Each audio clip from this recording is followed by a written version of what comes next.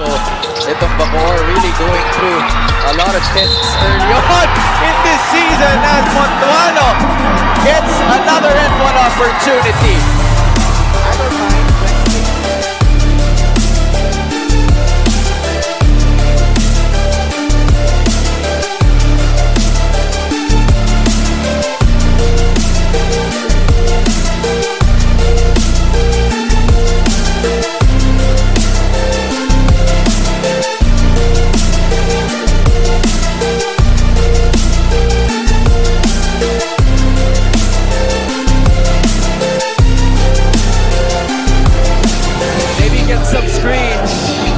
Pop out. There's the pop out. There's the drive to the left. He puts it in! You knew it. 1.3 to go. No more timeouts for San Juan. 70-69. Fuentes will try to win it. Fuentes puts it up. And Batangas survives on the road. A 1-point victory against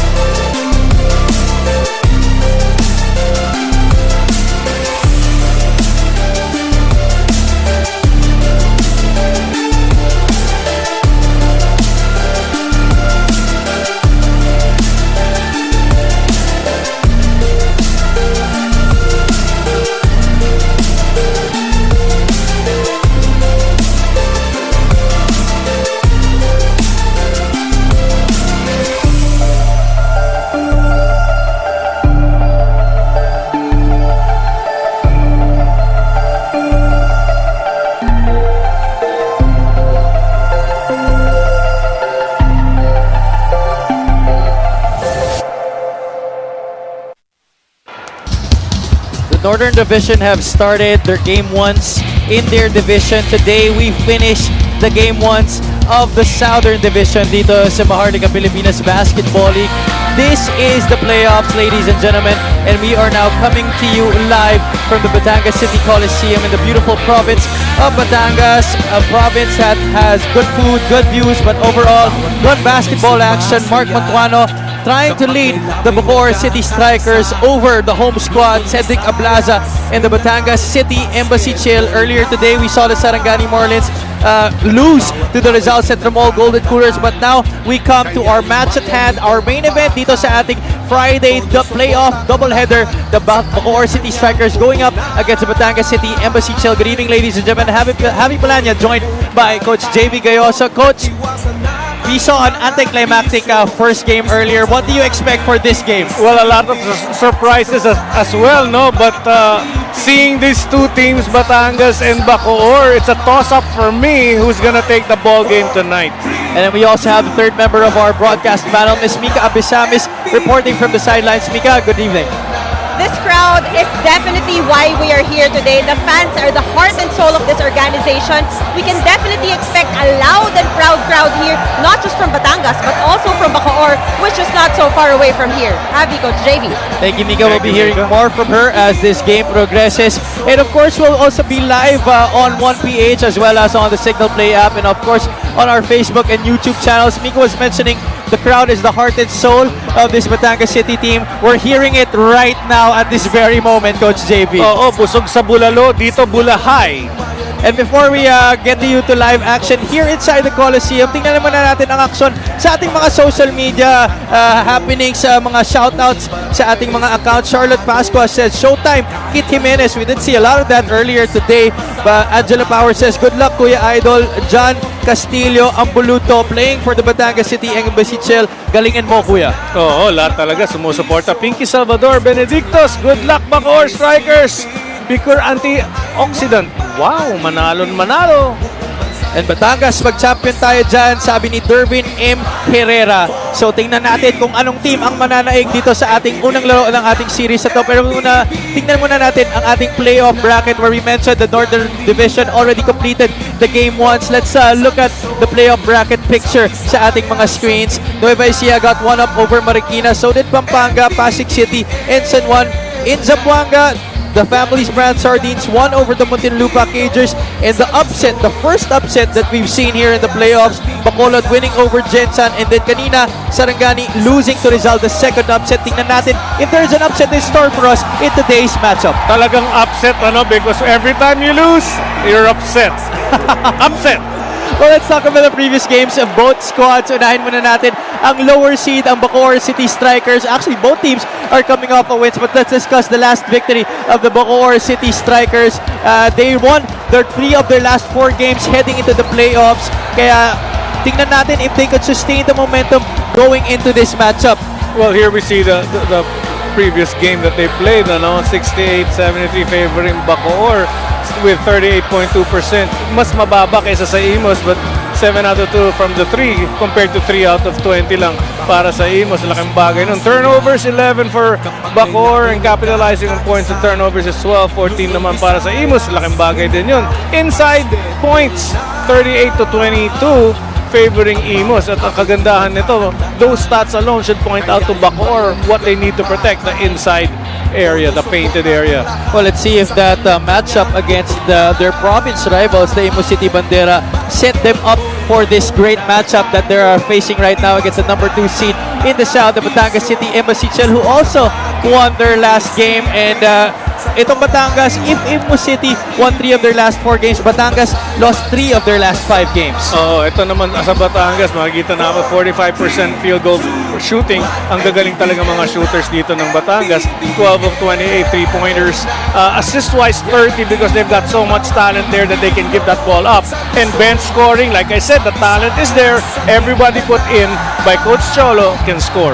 Heavily dominated matchup against the Quezon City MG Cars. And talking about matchup, let's talk about the player matchup that we have for us today. It's the 2 All-Stars from both squads facing off sa ating player matchup. That's Cedric Ablaza and Mark Montuano, 2 guys who have really led their squads in this very long season that we've had. Mark Montuano, 34.4 points per game. Cedric Ablaza, 15.6 points per game. Other than that, it's the defense that they contribute to their team, and they do the things that are much needed para sa kanilang ball game. Rebounding, 11.5 Ablaza leading. Assist-wise, halos pareho lang plus steals.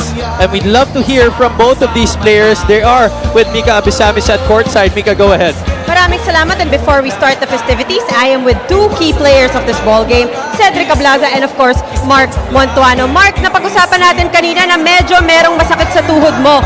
Tanong ko lang, paano ka nagpa-kondisyon para sa playoffs? Siyempre, bigay todo na lahat. Kahit na may nararamdaman, hindi na inintindi yun. Basta focus ako. Gusto ko makatulong sa team namin at lahat naman kami nagtulong-tulong para makarating dito. Maraming salamat, Cedric. Sabi mo sa akin kanina, gusto nyo talaga makabawi dito sa home court nyo. Para sa'yo, ano ang dapat ingatan against Bacoor? Siyempre, yung offense nila, kailangan namin defeat yung offense nila. Yung mga ginawa namin na adjustment sa defense, magawa dapat namin today. Maraming salamat and good luck to the both of you. Once again, that was Cedric Ablaza and Mark Montuano. Now I turn you over to Miguel Ferre for the start of this ball game. Hardcore playoffs basketball action continues here at the Batangas City Sports Coliseum. Welcome to game number 1 of the best of 3 quarterfinal series in the South Division between the Bacoor City Strikers and your Batangas City Embassy Chill. This is the OK Bet Manny Pacquiao's Mpbl 4th season playoffs presented by Extreme. Let us now meet the starters. First, for the 7th seed, Bacoor City Strikers. Starting at guard, number 12, Eric Acuna. At center, number 6, Lester Reyes. Small forward, number 55, John Hamon. Also at guard, number 21, RJ Ramirez.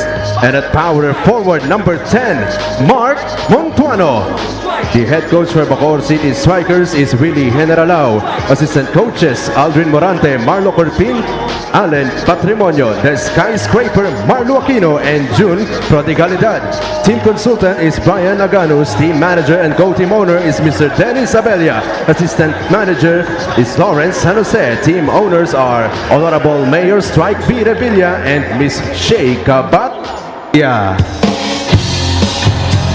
And now, the starting five for your Batangas City Embassy Chill. Starting at guard, number 45, Jong Baloria. Power forward, number 27, King Importante. At center, number 43, Jexer Apinan. At guard, number 10, the mighty Termite, Rudy Linganay. And also at forward, number 22, the Sniper de Mexico, Levi Hernandez. The head coach for Batangas City Embassy Chill is Cholo Villanueva. Assistant coaches J.R. Aquino, Warren Capitan, John Arenas, and Dino Ponce Enrile. Team manager is Jean Alabanza. Assistant team manager. Starters for this ball game, Rudy Lingane, Jong Baloria in the guard spots para kay Gonzalo Villanueva, Dexter Apinat playing the 5 spot, Levi Hernandez, and King Importante rounding out the 5 for Batangas City. Para sa Bacoor, it's Eric Acuña, RJ Ramirez, Lester Reyes, John Hamon, and Mark Montuano.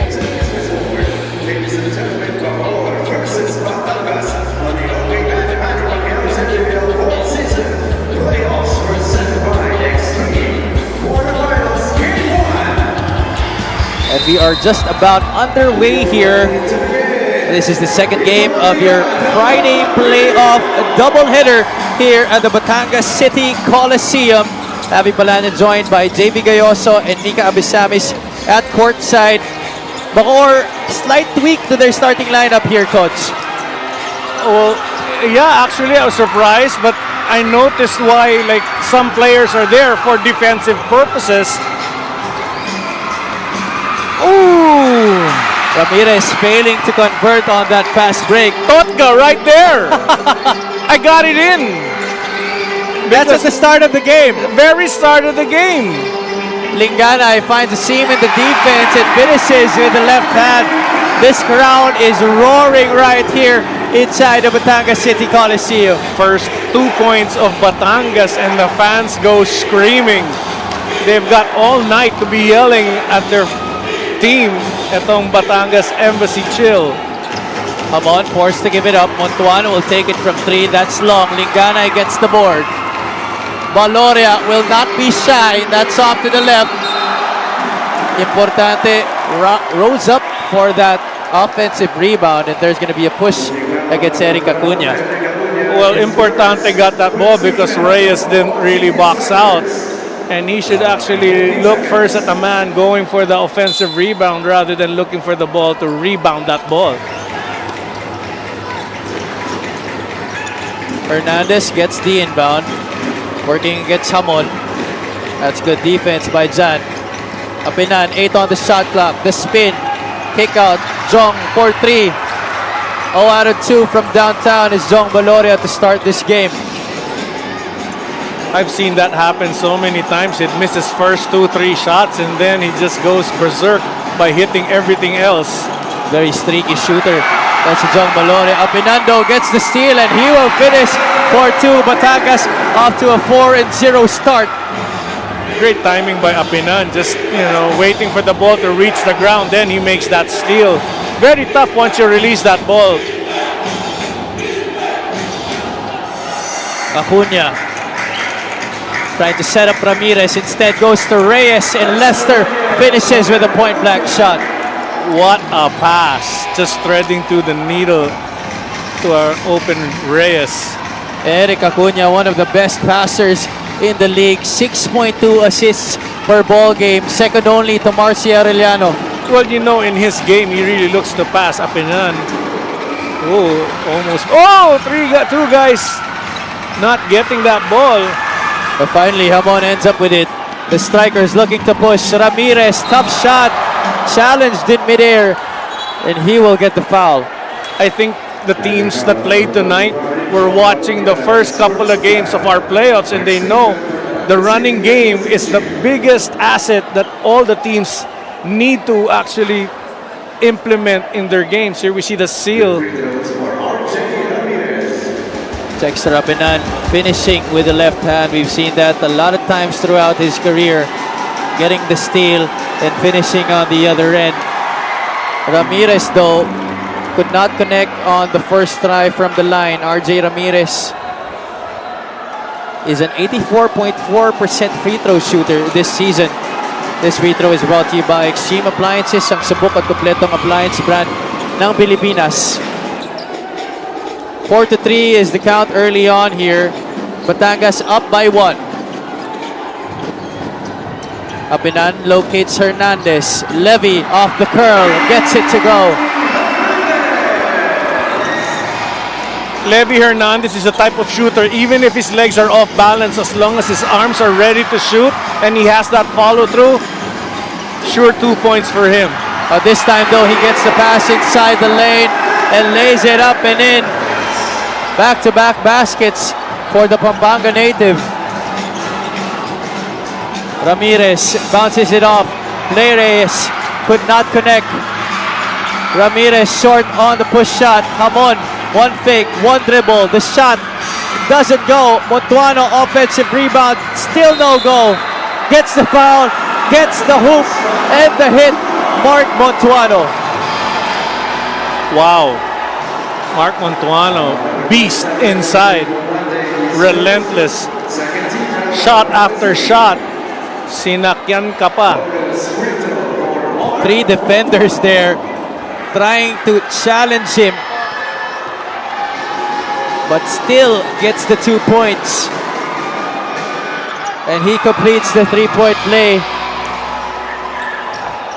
Bacoor within 2 now, 8-6. Bacoor, for them to have a chance to win this ball game, Mark Montuano needs to have that ball in the dying minutes of the ball game. He has to be a big factor in the scoring aspect of this game. Baloria finds a seam in the defense and finishes on the left side of the basket. Nakita mo yun, Javi, tippy-toeing himself to the basket.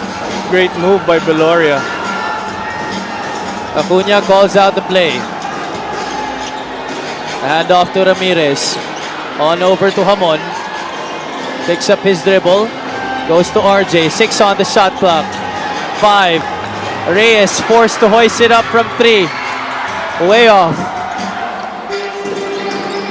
Well, Reyes should have taken the dribble so that he has a momentum going towards the basket. He had enough time to take that extra dribble. Lingana steps to the right. Jumper doesn't work. Montuano gets the board. Bacoor looking to push.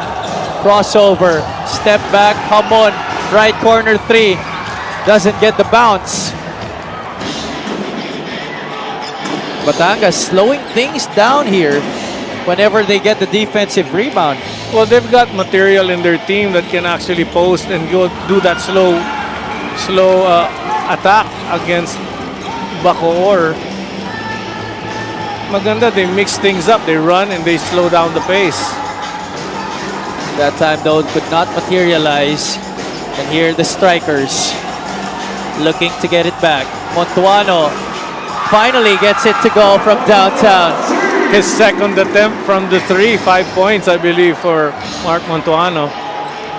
Bacoor's representative to our All-Star game. Itong si Mark Montuano. Hernandez to Importante. They locate Baloria. Apinan provides the screen. Oh, tough shot right there by Jong, and Montuano gets another board. I'm correcting myself, Javi. Montuano has 6 points. That's right. 3 points the old-fashioned way, and then 3 points the new era kind of way. Yeah. Is that setup? Eric Acuna locating his big man for that trifecta. Mark Montuano knocking it down.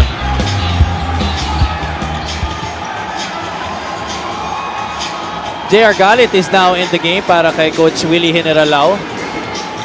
Has been utilized a lot these past few games para sa Bacoor. Reyes hits and misses. Acuna though ends up with a loose ball. That's very dangerous bounce pass going inside. Well, see, that's the thing. It's in the nature of Acuna to make a pass despite having an open lane to the basket. Nobody challenging him because he just showed everybody his intention to pass. He should sometimes go be aggressive and score. Etong si Acuna. Acuna does have 3 assists in this game, but yeah, to your point, he is sometimes overpassing to a fault. That guy, though, not looking to pass at all on that play. Up and under, plus the foul. Up and under with the lefty, getting his man airborne and just coming back to finish up the shot. Here we see Apinan going left, pulls it back. Great finish. That pass coming from his longtime buddy na si Cedric Ablaza, who he has seen a lot of battles with in their careers. Loyal soldiers of Coach Cholo Villanueva. And tried and tested talaga in battle, and this is the start of their war dito sa Mpbl playoffs. Bacoor down by 4. And Batangas gets another steal. Hernandez, one man to beat, hangs in the air, short. Montuano, rebound number 4 in this game. That's the only thing questionable about Levy Hernandez is the speed factor. But at least he's there hustling and trying his best to win for his team. Valoria comes up with the ball, gets it back, stretches and finishes. 4 points by Valoria. Defense to offense, Batangas City Embassy Chill, trademark basketball in full display here in the opening minutes of the first quarter. Timeout muna tayo dito. This timeout is brought to you by Embassy Whiskey. Chill muna tayo.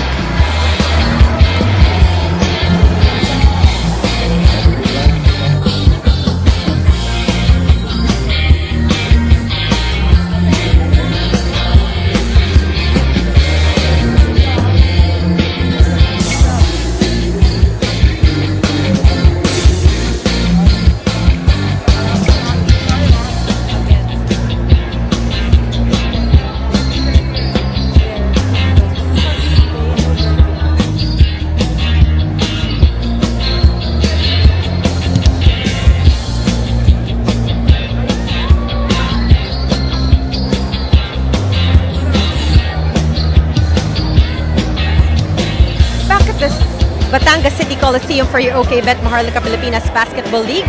My name is Mika Abesamis, and Batangas accepted all of their losses in the past. They fixed their defense and their shot selections, but also celebrated that win against QC. Now they had 4 days of practice and focused on their free throws, but unfortunately today they will not be having Jeric Villanueva because of a knee dislocated injury.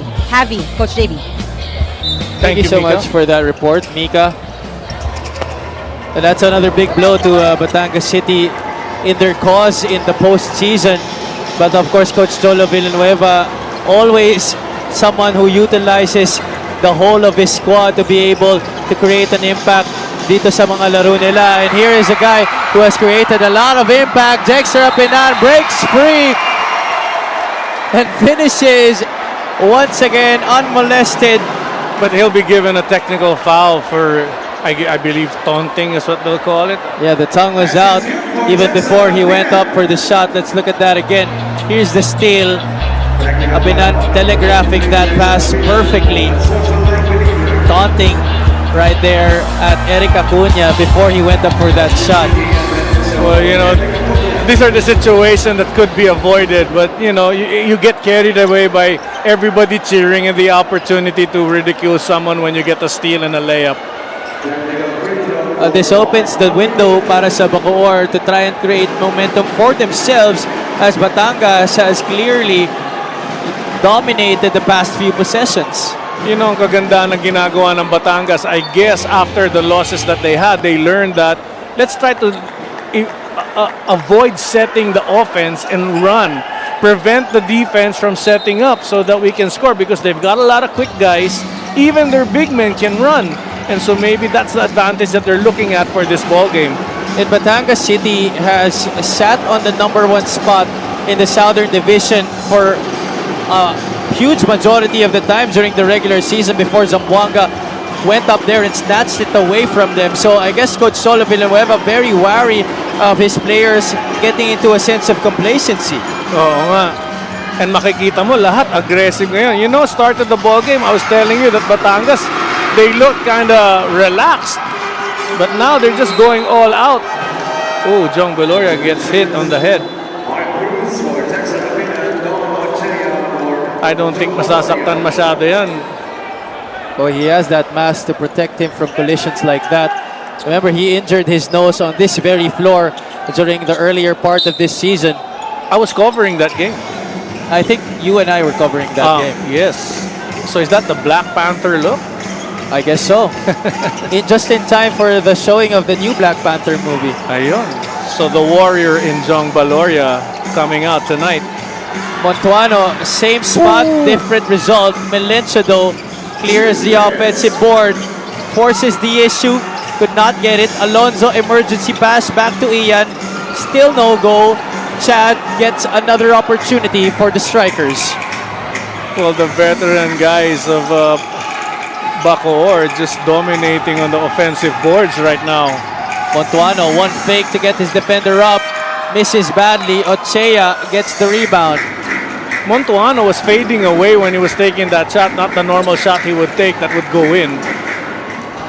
17-10. Lamang dito ang Batangas ng 7. Ablaza tries to extend that to 10. Fails to do so.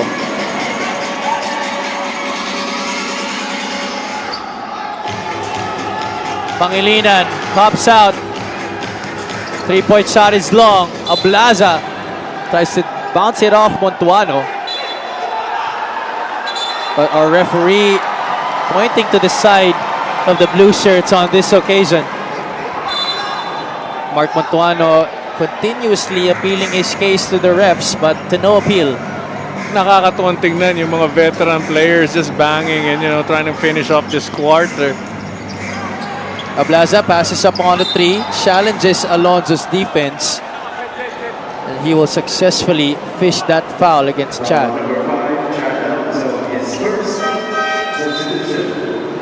That's only going to be the 4th team foul laban dito sa Bacoor. But our referees decide that it was in the act of shooting, so 2 free throws para dito kay Cedric Ablaza. 2 free throws for Seth Ablaza. Seth Ablaza, tried and tested in situations like this.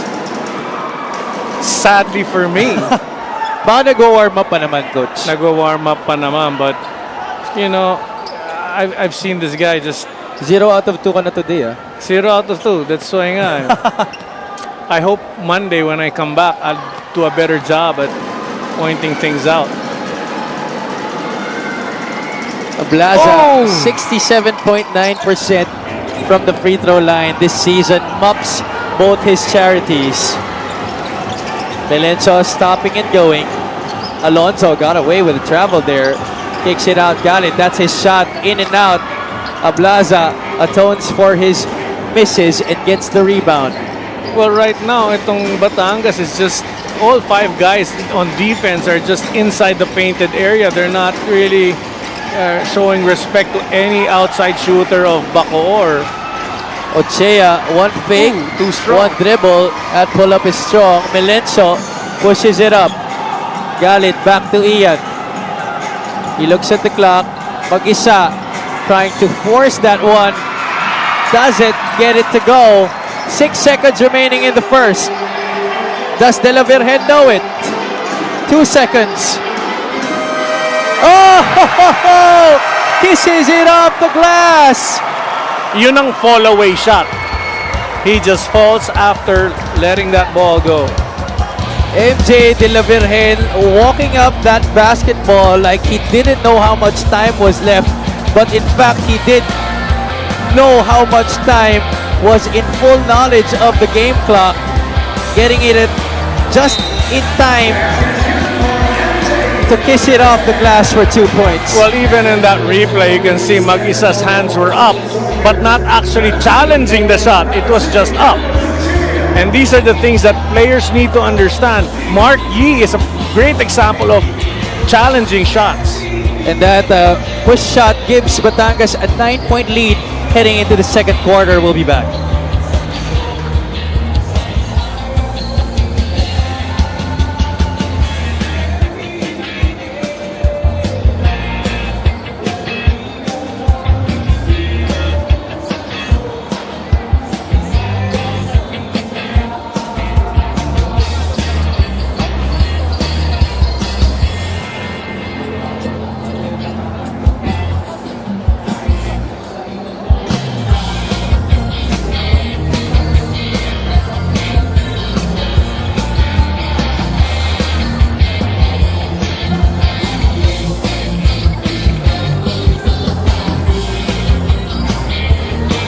Let's talk about the last meeting between these two squads. This happened in Bataan in Orion Sports Complex. Batangas escaping with just a 1-point victory, 87-86.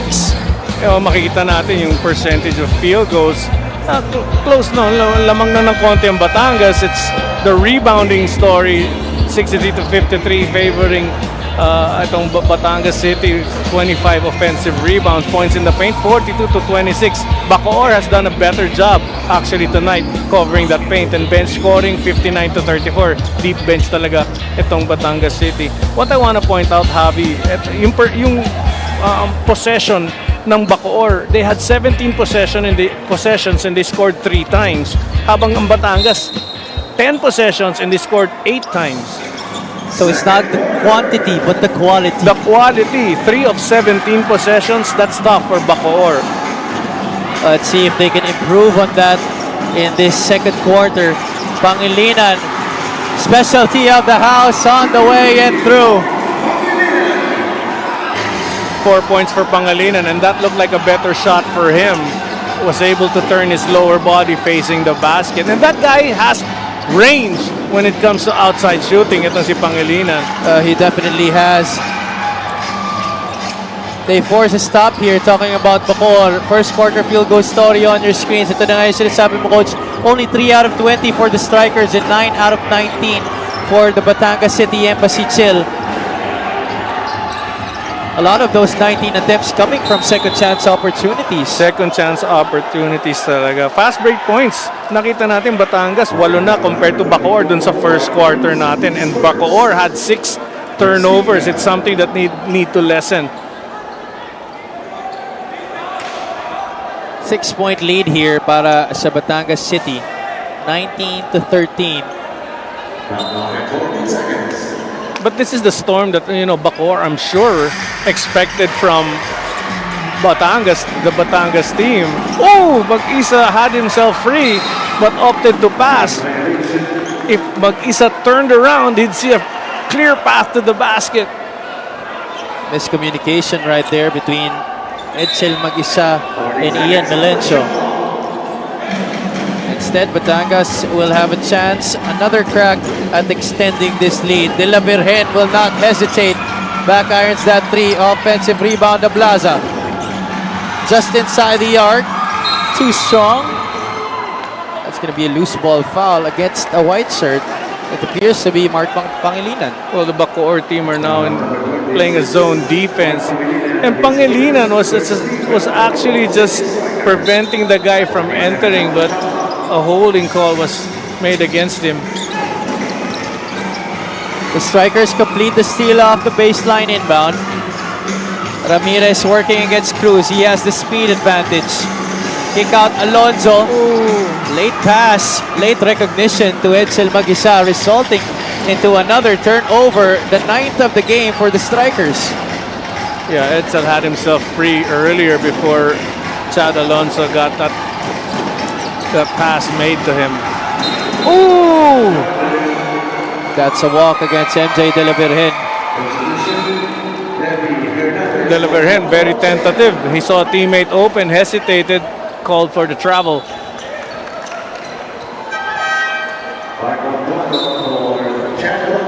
Coach Willie will send in Mark Montuano back into this game. Chad Alonso will take a seat on the bench. Looks like he hurt his right shoulder. Well, we do hope he's okay, and we hope it's nothing serious. Pangilinan to Ramirez. A little hesitation. Could not get the roll. Mag-isa is there. And he will be fouled on the way up. Edsel Mag-isa, that's what he needs to do all night once he's there on the floor. Mag-isa did not see action in that game against the Imus Bandera to rest some aching pains sa kanyang katawan. But right now, back in harness for Coach Willie Generalao. Takes care of business on the first try.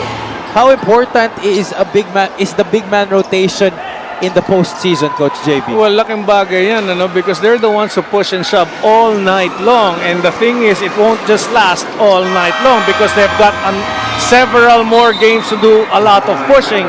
They need to be in tip-top shape, strong enough to bang until they reach the finals. But it looks like Mag-isa is in just that, knocking down both of his charities to get his squad within 4 points here, 19-15.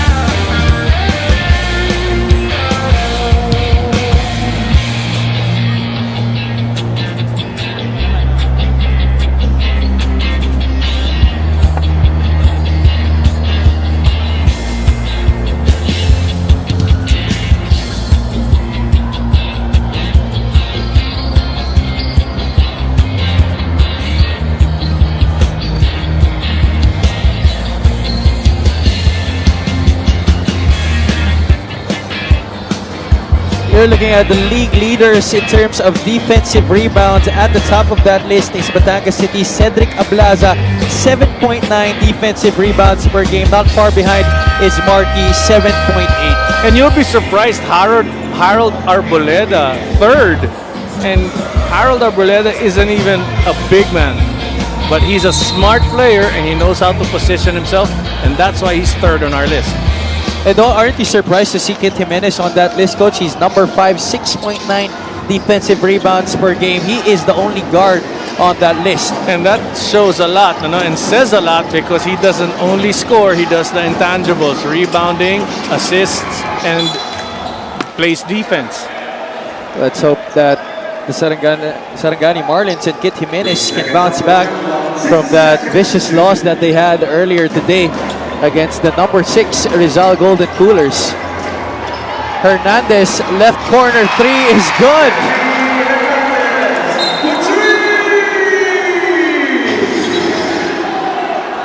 And a little stoppage right here. Referee blowing their whistle. I'm guessing there's going to be warnings called. Let's look at what happened here. Baseline inbound, delivered triggers to the left corner dito kay Levy Hernandez, and a little stare down after that shot.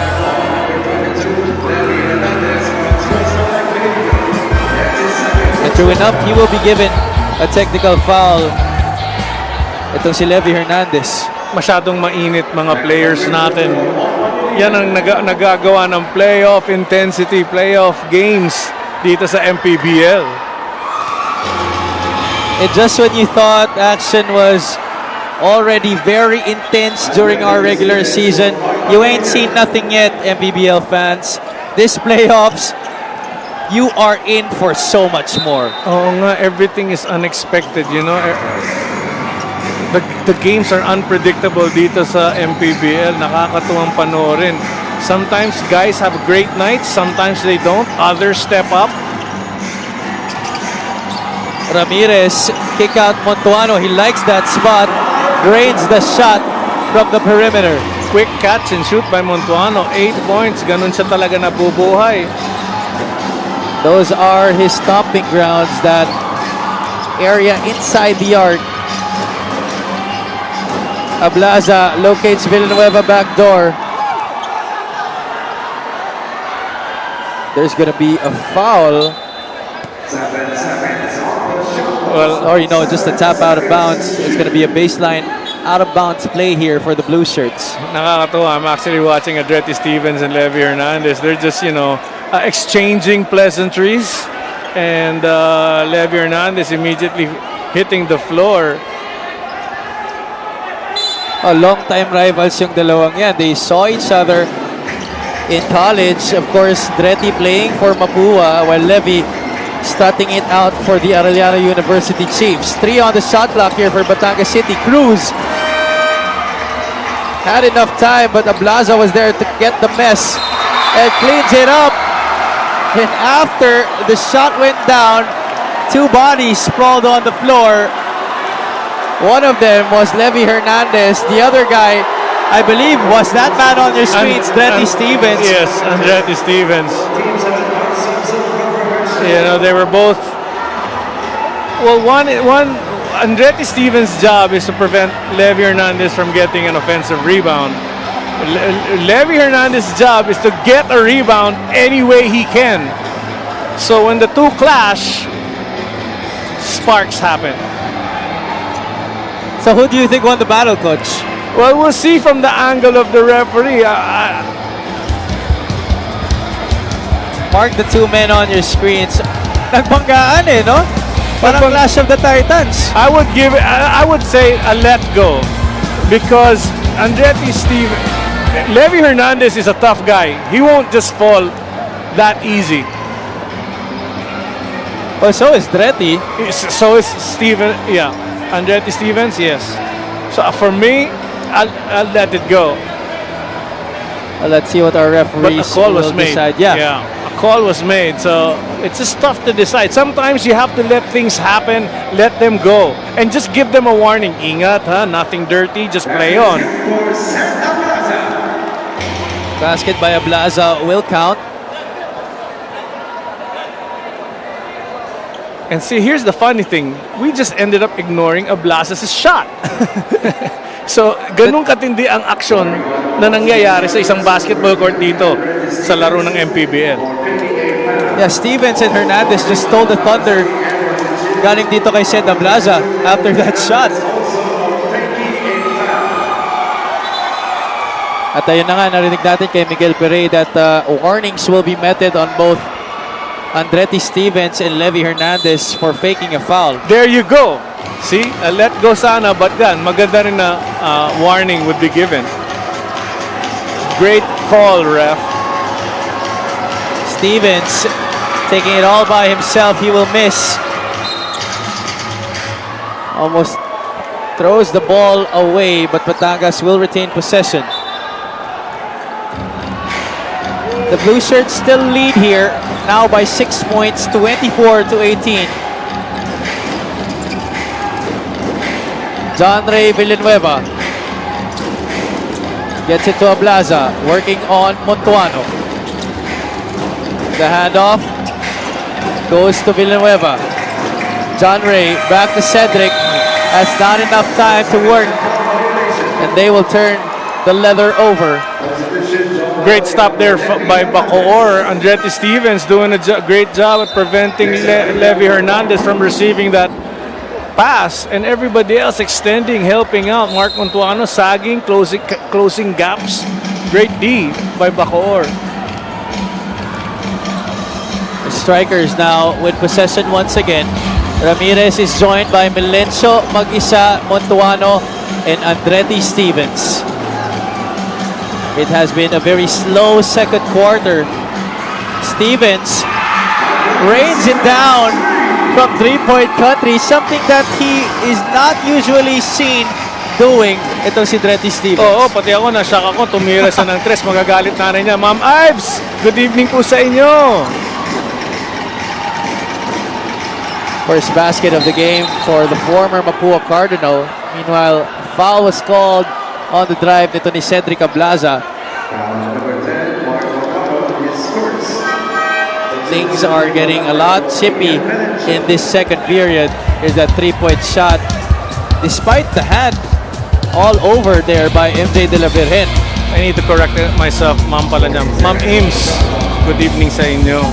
I'm sure nanonood yun. Aawain ako. Iba pangalan na bigay ko. Baka iba nanay. Oh, Ma'am Ames ha. Awain kita. Good evening sa inyo. Valoria pops out on the left wing. Ooh! Blaza tried to collar that rebound from behind. But our referees will call the personal against a Bacoor player. Andretti Stevens away from the action, causing his own bit of action dito sa corner kay De La Virgen. Yan yung mga tinatawag mong mga action star. Eh. Not just born for the court. And he should actually, Andretti Stevens is needed. A lot of us, ayan, makikita natin, bit of action down low. It's just an extension of an arm. But you see, he's valuable by playing tough, rugged defense. And if he gets himself into foul trouble, he will be useless for his team. 9 seconds on the shot clock of Batangas. There you go. That's Andretti Stevens for you. Can he finish the break? Montuano cannot get the offensive rebound. Hernandez rises for that three-pointer, but another foul was called away from the play. Great UFC action ongoing here at the Mpbl. Little wrestling going on right there between Mag-isa and Apinan. Well, Edson Mag-isa is much heavier than Apinan, so a little shove from him will just get Apinan off his feet. Valoria forced to pass. De La Virgen all net on that three.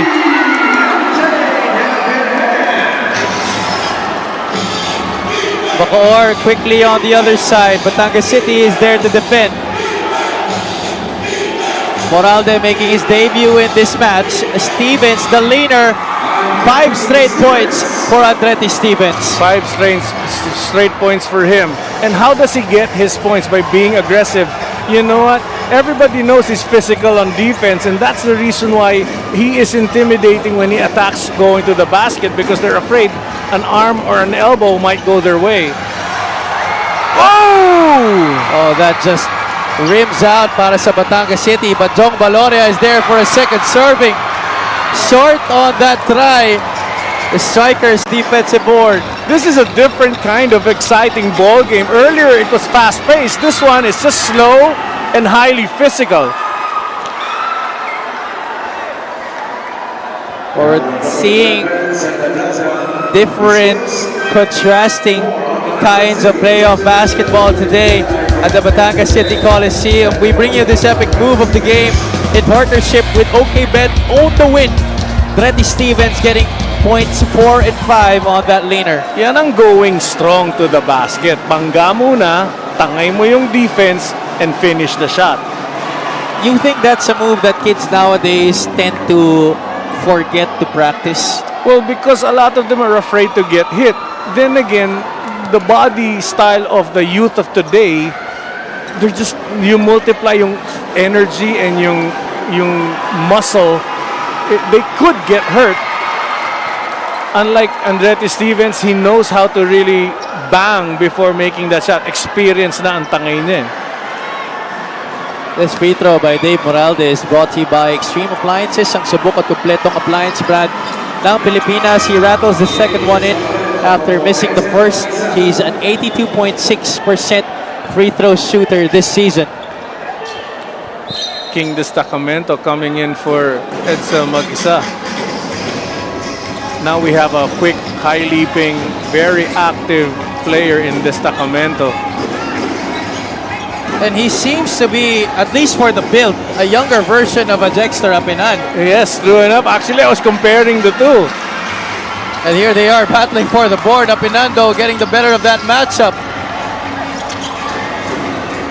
9 on the shot clock, but Acuna gives up yet another foul. And that's going to mean free throws for Rudy Linganay. You know, Javi, I noticed itong laro na to is a chess match. You know, slow movements, smart movements are very much needed to execute a good offensive play. Well, this is usually what characterizes playoff basketball, especially Pag sobrang daming veteranong nasa sahig, both of these teams have a lot of them on their rosters. Kanina kasi maraming bata. Maraming bata. Hindi na rin tayo nagulat dun sa fast-paced game na nakita natin. At hindi rin tayo nagugulat na mabagal ang pace dito dahil nga maraming veterano, which is typical, di ba? Well, nonetheless, it's still a joy for all our fans watching, be it here inside the Batangas City Coliseum or on 1PH on the Signal Play app or on our YouTube and Facebook channels. Ramirez pulls up for three, rattles that one home. All he needed was enough space to get his right hand off. 4 points for Ramirez. Oh, defender went under the screen right there, and you don't do that against RJ Ramirez. Linganay working the two-man game with Apinan. That's a wild shot. And that is gonna go over the board right there para kay Rudy Linganay. I was actually shocked that he that's what happened. That's the result of his shot. But here we see Valoria going under the screen and Apinan just too late to go up and challenge that shot. We're deadlocked at 27 right now. Moralde could not break that tie. 4 out of 11 from downtown itong Bacoor, while Batangas just 20%, 2 out of 10. They get it to Ablaza down low against Destacamento. Ablaza gets the step. Could not finish. Bacoor on the other end. Ramirez drives middle. Tough shot. Destacamento gets a hand on it. Saves it to the wrong guy. Ablaza. Valoria will not be challenged. 6 points for Jong Valoria. You know, capitalizing on a turnover. Very appropriate right now for things to happen for both teams. That breaks our 27-all tally. 29 to 27 lamang dito ang Batangas muli. Montuano. There's another steal by Jexter. 4-on-2, 4-on-3 now. Broken up. Valoria will still take it. Could not make it. And Moralde says, teka muna, set muna tayo. Set muna. But you know, you had a guy falling on the floor in Jong Valoria. Could have had numbers by running the break. High pick and roll for Ramirez. Runs into two defenders. Ball tap to Dave Moralde. Montuano, one on the shot clock. Could not get the bounce. Destacamento is there for the second serving. Well, that's what King Destacamento does so well. Just going, attacking the boards, and his ability to leap can get him the points his team badly needs. Destacamento is only averaging close to 3 points per game this season.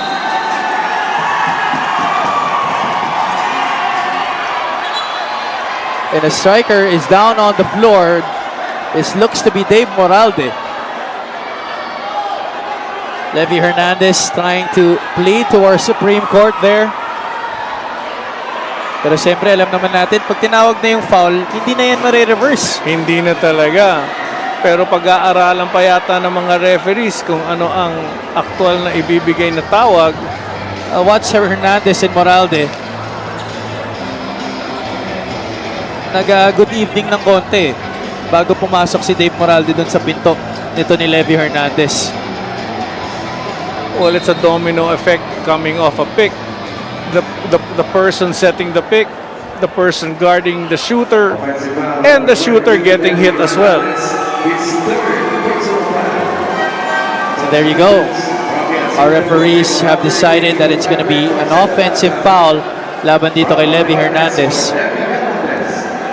Well, Levy Hernandez, I believe, pushing his man, extending the arm on his defender. One of many fouls called during this first half. Under a minute remaining here. Actually, tama ka dun. Ang daming tawag. But another turnover. Turnover after turnover for Bacoor. And still, the game's tied. So maganda pa rin. Yes, it's bad that Bacoor's turning that ball over. But hindi naman nakakapag-capitalize itong Batangas Embassy Chill. strikers have 10 turnovers in this game. Importante to the line. Reynolds in the first. If this continues, free throws talaga is gonna be the name of the game. Because it's tough to score when the defense are aggressive on both ends. And very peculiar actually, Coach, that the score is the way it is right now, because I'm looking at the stat sheet in front of me and all of the departments favor Batangas City. Pero hindi nga sila lumalamang na masyado.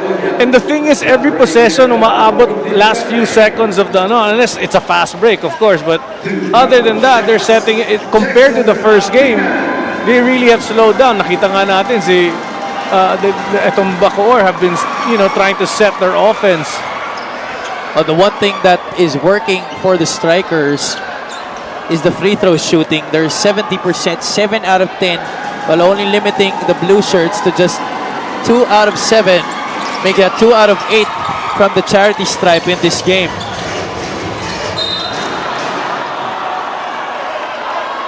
That's another foul against Batangas City, which means another 2 shots for Ian Melencio. Ayan yung panahon namin. We were taught to cover the path of the dribbler by stepping outside the sideline. And that prevents the dribbler to, cut around you. So dapat talaga tumapak outside. Out of bounds ka tumapak to block that path. Melencio swishes his first free throw. Ian Melencio coming on over from their province rival, the Imus City Bandera, earlier during this season. Coach Kuya Willie Hennerlao, the sidelines earlier sa ating bit of action. 2 points for Ian Melencio. And I can see Coach Willie Hennerlao's presence dun sa Bacoor team changes the attitude of the players. Walang star effect. Everybody's just reacting to what the coach wants, and they're showing respect to his coach. Importante passes up on the 3. They go on over to the left corner. Villanueva muffs that jumper. Another chance here, salvaged by Jex Rapinan. Working against Destacamento. That pass is stolen. Melencio having trouble with that basketball. Oh, that's going to be an offensive foul. And by the looks of how our referee called that, may hook na tinawag. Yeah, it looked like he had a hook, but it was caused by the bump. And that's what Melencio was saying. He was bumped by Importante.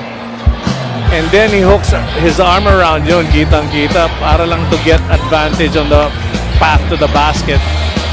A lot of players actually do that, even in the NBA. Something that they want to try and work to their advantage. But right now, favors Batangas City at this point. This timeout is brought to you by Embassy Whiskey. Chill muna tayo. We'll be right back after these messages.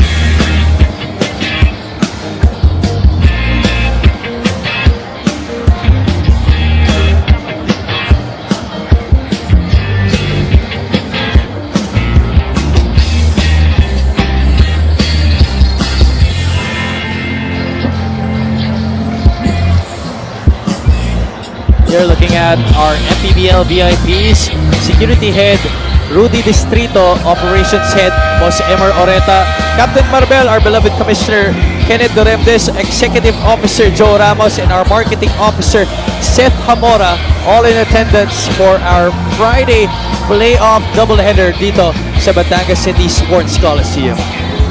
In full support, every time talaga nandito tayo sa Batangas, kagandahan tignan. yung buong lineup ng mga people behind the scenes dito sa Mpbl because they want to also let the people of Batangas and the fans that we believe in what they do for us dito sa Mpbl. O naman, syempre Batangas being the inaugural champion dito sa MPBL. 12 seconds ang nalalabi sa ating first half. Bacoor up by 1, 31-30. Linganay, 5 seconds. Bounce pass, Apinan, blocked by Destacamento.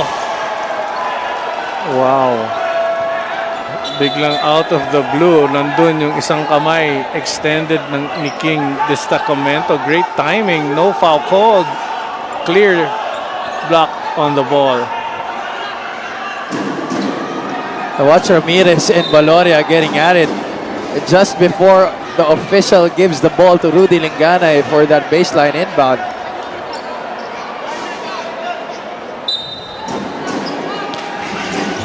.1 seconds. Apinan could not get it to go.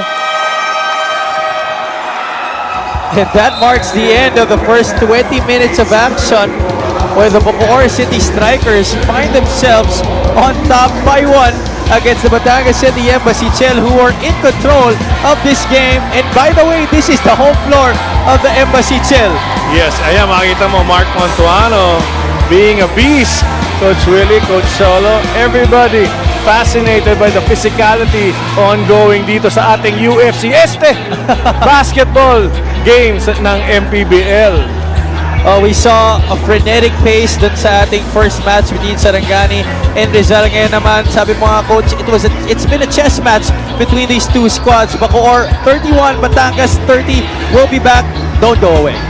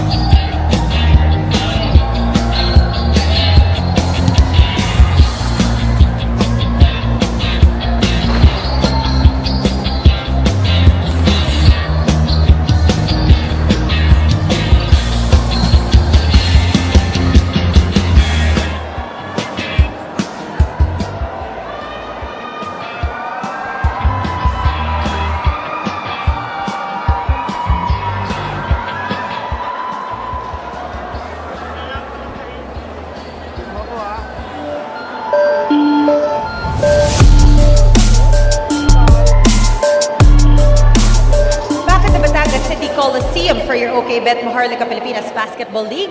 My name is Mika Abesames, and while we are at halftime, I am with two very important people. Sir Gilbert Alea, Team Manager of Batangas, and Sir Dennis Abelia, Team Manager of Bacoor. Sir, inahin ko na po kayo. Nakita po natin dito sa first half how much of fighters the Bacoor Strikers are. Lagi naman kaming gano'n ng Bacoor City Strikers. Lagi nasa puso ang laban. Basta kami laro lang at wala nang iba. Play hard, isa puso ang laban. Kung anong pang man ang kakahinatnanan, yun na yun. Basta laban lang tayo ng laban. That's very nice to hear, sir. Meron ka bang mga gustong batiin at pasalamatan? Yes, siyempre gusto kong batiin si Dr. Richard Gomez, ang ating Picure antioxidant na laging sumusuporta po dito. Ang JCA Sports, 24 Alkaline C, ang Siomay King, Get Well Soon, ang aming mahal na alkalde ng Bacoor, Mayor Strike B. Revilla, na lagi nakasuporta po sa amin mula simula hanggang sa dulo na tong playoffs na to. Lagi po nandyan. Magpagaling po kayo. Ma'am Shay, Baby Shaylee, and Boss Rob Revilla. Siyempre babatiin ko rin ng mga anak ko, Ezra, Enzo, Adrian, Tenten, at aking asawa si Liza. Greetings ko para kay JR and General family na nanonood po ngayon sa atin. Thank you very much, sir. Sir, we all know that the battle cry of your team are the fans. Ano pong gusto niyo sabihin sa lahat ng nandito ngayong gabi? Well, definitely, since day one, since the first season, Batangas City has one of the most passionate and most supportive crowd sa Mpbl. Yung battle cry namin is to bring back the crown. It's already 4 years na wala sa amin ng corona. We hope na maibalik ulit sa Batangas City ang corona ng Mpbl. Okay, sir, meron ba kayong mga gustong batiin at pasalamatan? We'd like to thank, of course, our City Mayor, Mayor Beverly Rose Abay de Macuha, our Congressman, Marvin Marino, the team owner, Lucio Tan III, at sa lahat po ng mga fans ng Batangas City Embassy. Maraming salamat, sir. Once again, that was Sir Gilbert Alea, Team Manager of Batangas, and of course, Sir Dennis Abella, Team Manager of Bacoor. At syempre, mga kaliga, tuloy-tuloy yung ating kwentuhan dyan sa ating hashtag na MPBL Playoffs 2022. Kaya ipadala nyo lang ang mga inyong shoutouts, suggestions, comments, at lahat ng mga gusto nyo sabihin sa amin. At ito na nga, si Maylene Camero, ang lomi. Ingatan ako, actually kumain ako niyang lomi bago tayo nagsimula kanina. Napakasarap talaga ng lomi dito sa Batangas, kaya dapat matikman nyo. Naku, ito, napakadaming fans ng Bacoor. Let's go Bacoor, fighting Montuano. Mukhang big fan to ni Mark Montuano. Pero mga Batangas fans, magpapatalo ba naman kayo dyan sa Bacoor fans? Ipasok nyo rin ang inyong mga shoutouts, suggestions at comments para naman makakita rin tayo ng mga Batangas fans. At ito na nga, si Ronald Aguda, go Batangas, tambakan na yang Bacoor. Nako, mukhang tambakan ang gustong makita nitong si Ronald. Ngayon, huwag niyo pong kakalimutan na magpadala ng inyong mga shoutouts, suggestions at comments dyan lang sa ating hashtag na MPBL Playoffs 2022. Magbabalik po ang OK Bet Maharlika Pilipinas Basketball League Playoffs. Enjoy Sky JC Fidel Fuentes. His turn to para kay Marky. Out and no problem. 2022 NPBL Playoffs.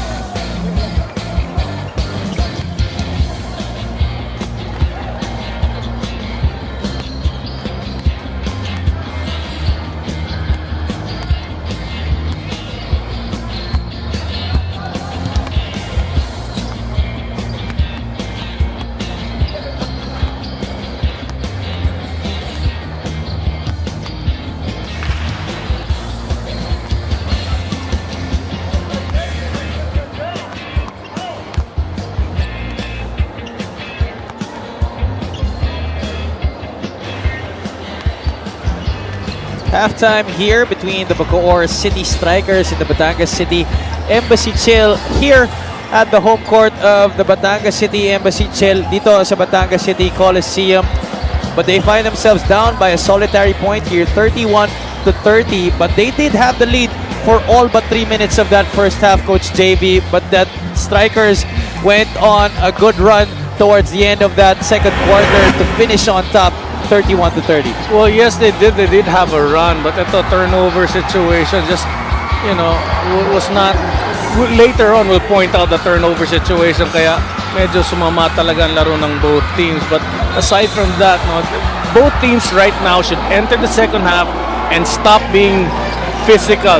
It ruins the game for both teams. It's not a nice basketball game to watch, and it may help siguro sa first half, but at the end of the day, we want to see both teams executing their offense properly and things coming out not by a shoving match or fouls that end momentums. It would be better for both teams that they focus on playing basketball. And we've seen flashes of brilliance from both squads executing in the half court pag walang extracurricular activities ang nangyayari, because we both know the capabilities of the players from both teams. These are teams with very deep rosters and very experienced players, as I might add. But pag pumapasok na yung extracurricular activities, the pushing and the shoving, nasisira yung laro ng bawat isa. Oh nga, the fans don't get to see the talent that we have here in the two squads. King Destacamento there, one of the crucial putbacks. Ito makita natin halftime stats that I chose. Free throw situation, 2 out of 9 for Batangas, 9 out of 12. Like I mentioned, laking bagay nito pagkadikit ang laban ang free throws. Inside the paint, Batangas naman nakakapag-score talaga sa loob. Not really doing well outside shooting. Fast break points again, pumapabor sa Batangas. Kita mo ang stats natin. And then bench scoring, dito naman napunta sa Bacoor, which could actually give Coach William Erlao maybe some form of wisdom by understanding, okay, maganda ang epekto ng aking guys off the bench. Maybe I should put them more. Leading scorers here at the half from both squads. Mark Montuano leading everybody with 8. Stevens and Pangilinan have 5 apiece. RJ Ramirez has 4. Sa kabila naman, Dexter Apinan and Levy Hernandez have 7. Jong Baloria with 6. MJ De La Virgen with 5 points to his name. Andretti Stevens, 5 points agad. Napaka-physical. He's made his presence felt. Hit a 3, got a 2. Tingnan natin if he'll be added. He will get a bit more action dito sa second half. Coach, nakita nga natin yung inside point situation. Bacoor only with 8 to show for in that first half. Diyan talaga sila nagkakaproblema. Again, in their last meeting against Batangas, that overtime loss, they only scored 26 while allowing Batangas to have 42 points. Well, they really don't have a big man who posts down low. Even Mark Montuano shoots from the perimeter. Edsel probably mag-isa, but there's no real play for him. And King Destacamento as well. They just cut and find themselves free. That's when they score. So let's see whose fortunes will be favored here in the second half. The Bacoor City Strikers, number 7 in the Southern Division, while Batangas at number 2. Ablaza couldn't get the first basket para sa kanyang kupunan. Instead, Baloria does so, immediately putting them in the driver's seat. Well, you could never nap on defense unless you get that ball. You have to go strong all the time, focused on your man, and not allow your man to get free for a shot. Oh, everybody was clamoring for that rebound on the other end, but Jong Baloria was right there and it fell right into his hands. Great pass by Linganay. Alam mo si John Hamon, yan, isa pang player yan na tahimik sa first half. He started the game, never really got to score much. In fact, 0 points still para kay John Hamon in this match.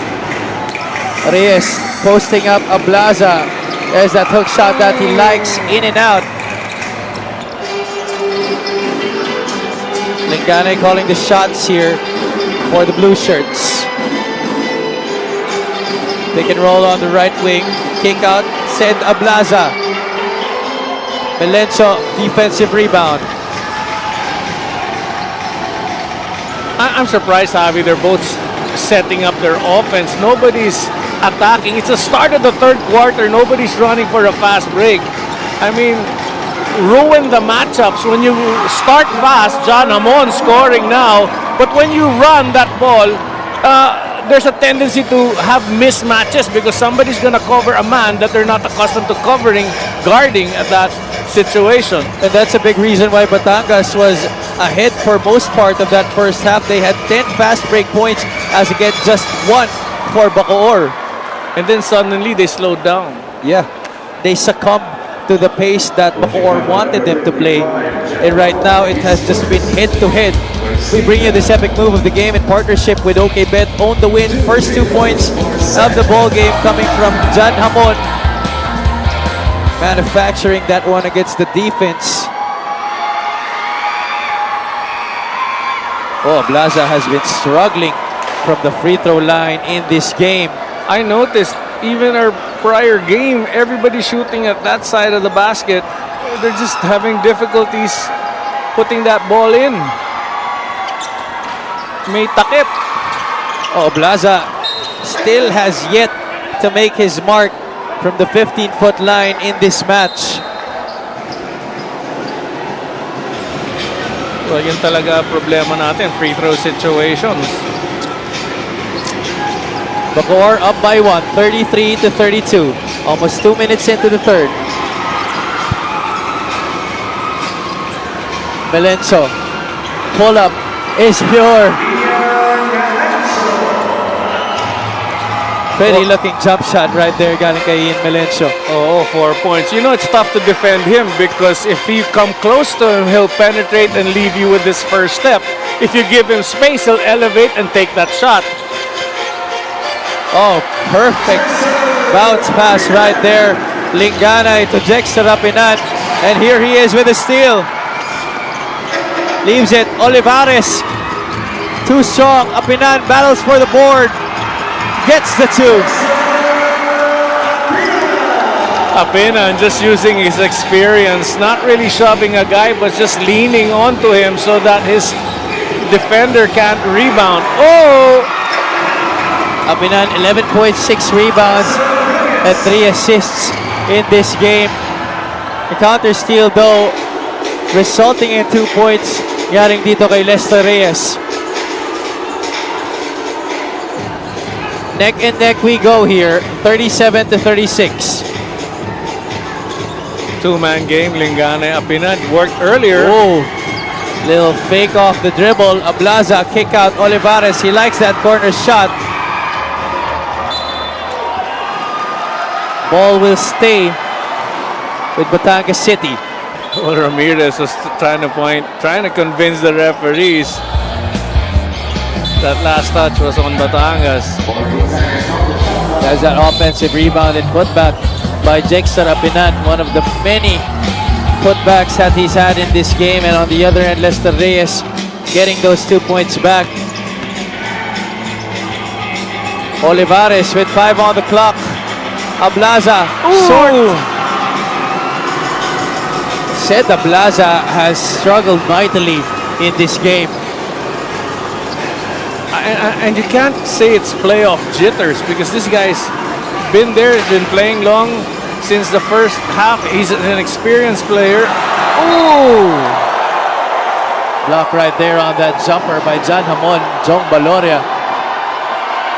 Emphatic rejection.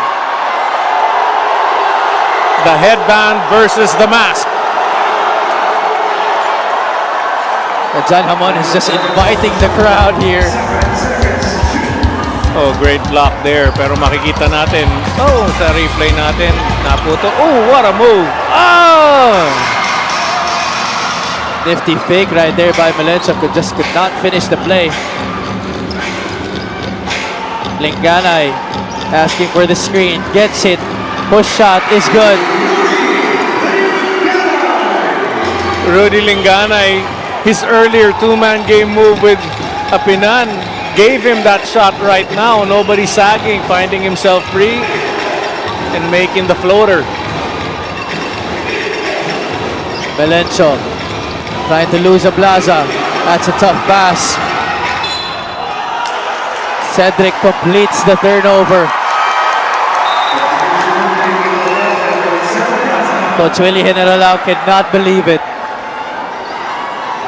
Let's turn you over to Mika Bisamis for a report. Go ahead, Mika. Jexter Apenan is still feeling pain from that fractured left hand. He feels this was one of the reasons why bumaba daw ang numbers niya and stats nung regular season. But because this has been his 4th MPBL playoffs, yung mga ganito daw pagkatapos na ng game ang aray.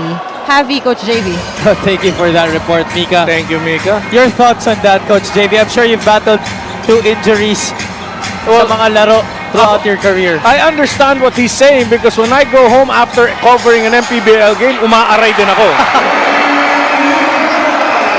I'm sure Coach Willie Generalao and the rest of the strikers are saying, aray, that's a 3-pointer galing kay Rudy Linganay. 40-37. Ramirez answers back, working hard to get that basket. 6 points for Ramirez. Yeah, he had to bang his man out of the way to get that shot off. Maganda yung attitude ni Apinan, you know. Yung sakit, kalimutan mo muna. Adrenaline is pumping, play on. And oftentimes, the next day talaga, that's when you feel the pain. The aches and pains of the banging that goes on in a game. Second team foul for the overseas strikers. And he is a very vital piece to this squad. Itong Batangas City Embassy Chill. There's that 3-pointer. Oh, he was stepping on the line. So that's just gonna be a 2. Galing dito kay Rudy Linganay. Well, now, Linganay has been scoring, you know, helping at least Apinan assist. Takes a floater, now a 3. A far 2.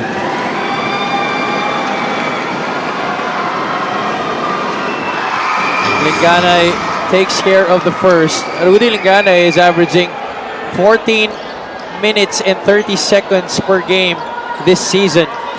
But I think those minutes will climb up sa ating playoffs. This free throw is brought to you by Extreme Appliances, ang subok at kompletong appliance brand ng Pilipinas. I recall it's only Rudy Linganay who actually does 100% on the free throw right now in tonight's ball game. Para sa Batangas. That's right.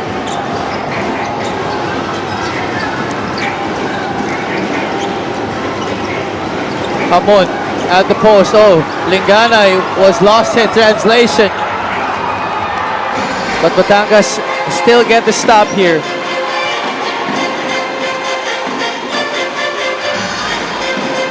Two-man game once again between Apinan and Linganay. Hamon is defending. Dexter kick out, importante from straight away, too strong. Olivares taps it to Rudy. Valoria, hop step, ball fake. He will be fouled. Well, Olivares was the only one going after the ball. Everyone else was waiting for the ball to come to them. And that's the reason why Batangas now on the line. John Valoria now is our guest on the charity stripe. A 78.8% free throw shooter this season. Ito si John Valoria. Only averaging 8.9 points per game. Can you imagine that? A scorer like John Valoria, a member of the elite 1,000-point club, only averaging less than double digits. Well, laking bagay when he had to go off because of his nose. Second, he's got a team right now that everybody can score, and that's the reason why mataas ang kanilang assist. Except for this game, 10 points now for Valoria. Now surpassing his average itong si John Valoria. We're talking about assists. Yeah, Batangas is averaging 21.3 assists per game. Bacoor gets it safely across. We're seeing the first appearance of Paulo Castro in this game. Moralde misses from downtown.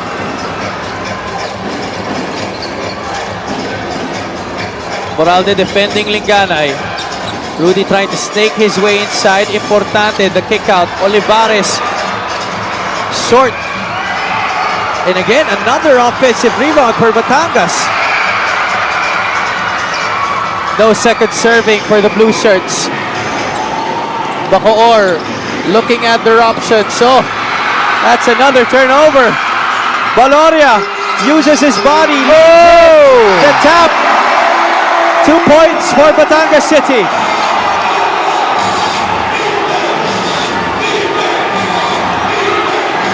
This is now a 7-point advantage for the Embassy Chill. 46-39.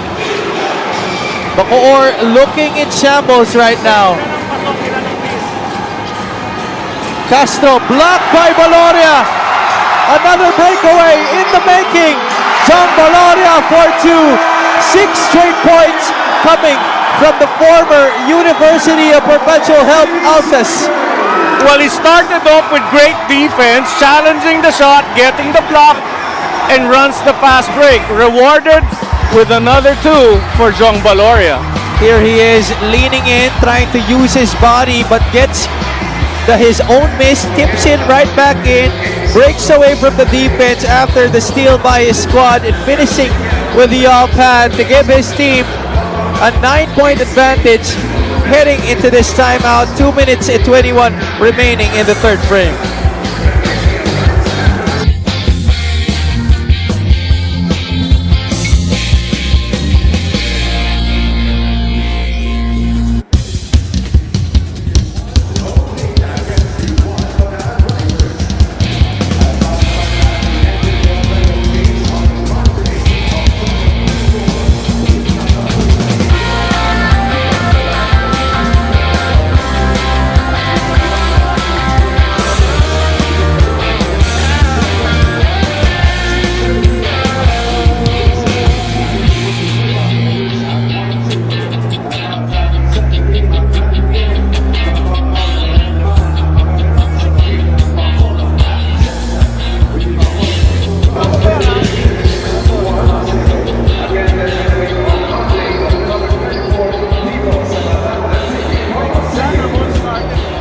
Back here inside the Batangas City Sports Coliseum, where the home squad is up right now by 9 points, 48-39, after being down by a solitary point heading into halftime.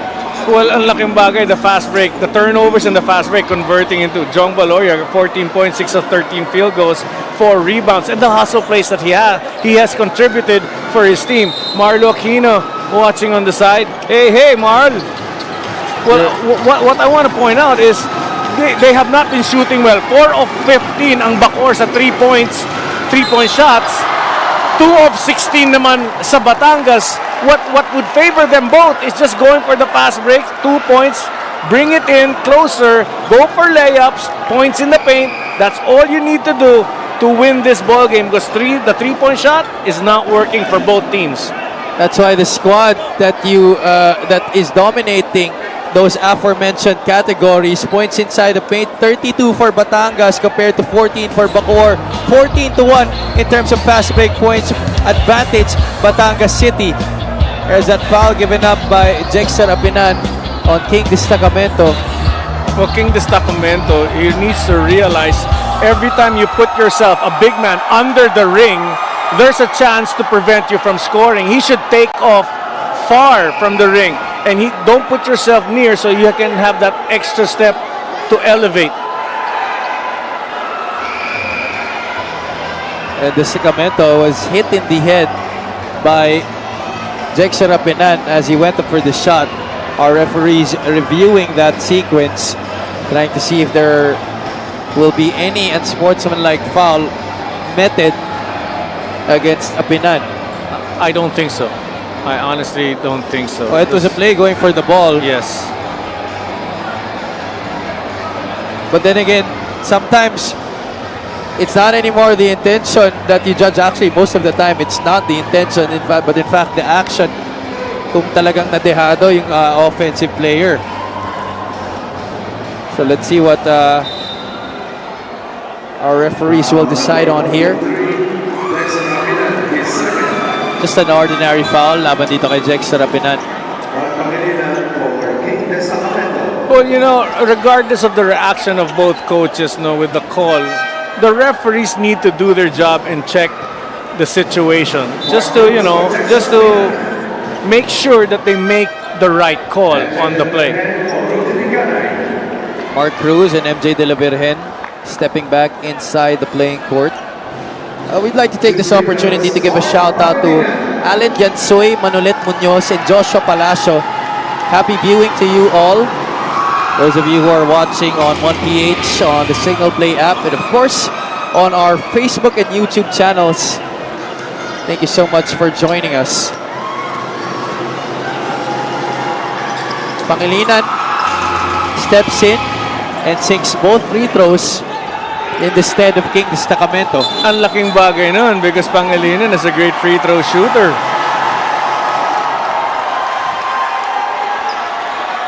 Number 26, Pangilinan is second. And that is the fourth team foul for the Bacoor City Strikers. And just even before Ralph Olivares could take it out of bounds, a foul was called laban kay Mark Pangilinan. De La Virgen being pressured by Acuna in the backcourt. 2 minutes and change remaining in the third frame. Cruz provides the roadblocks. Oh, De La Virgen takes it. Cruz, emphatic offensive board. Oh, that was a crucial rebound. Ramirez trying to defend Levy Hernandez to no avail. And Levy makes RJ know. Well, Ramirez is doing a great job hounding him. One of the few times Levy Hernandez gets to score again against Ramirez. What a tough shot that was. Pangilinan, met by the defense, kicks it out. Montuano, couple of dribbles. Acuna, 2 on the shot clock.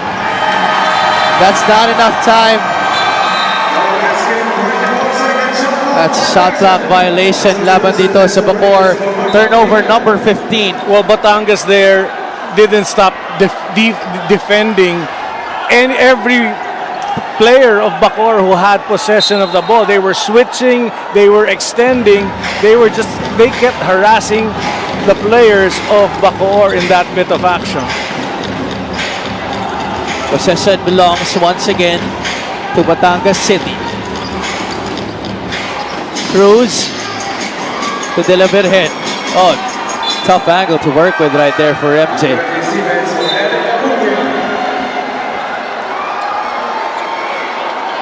Stevens making his first appearance in the second half with 1 minute and 2 seconds remaining in the third. Played stellar in the first 2 quarters. 5 points to his name. Importante, 4 on the shot clock.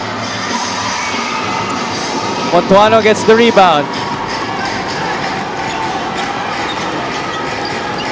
Nobody marking Mark. Ooh! He doesn't mark any iron whatsoever on that shot. Olivares gets Ramirez up in the air, but RJ tapped that ball right before he sailed out of bounds.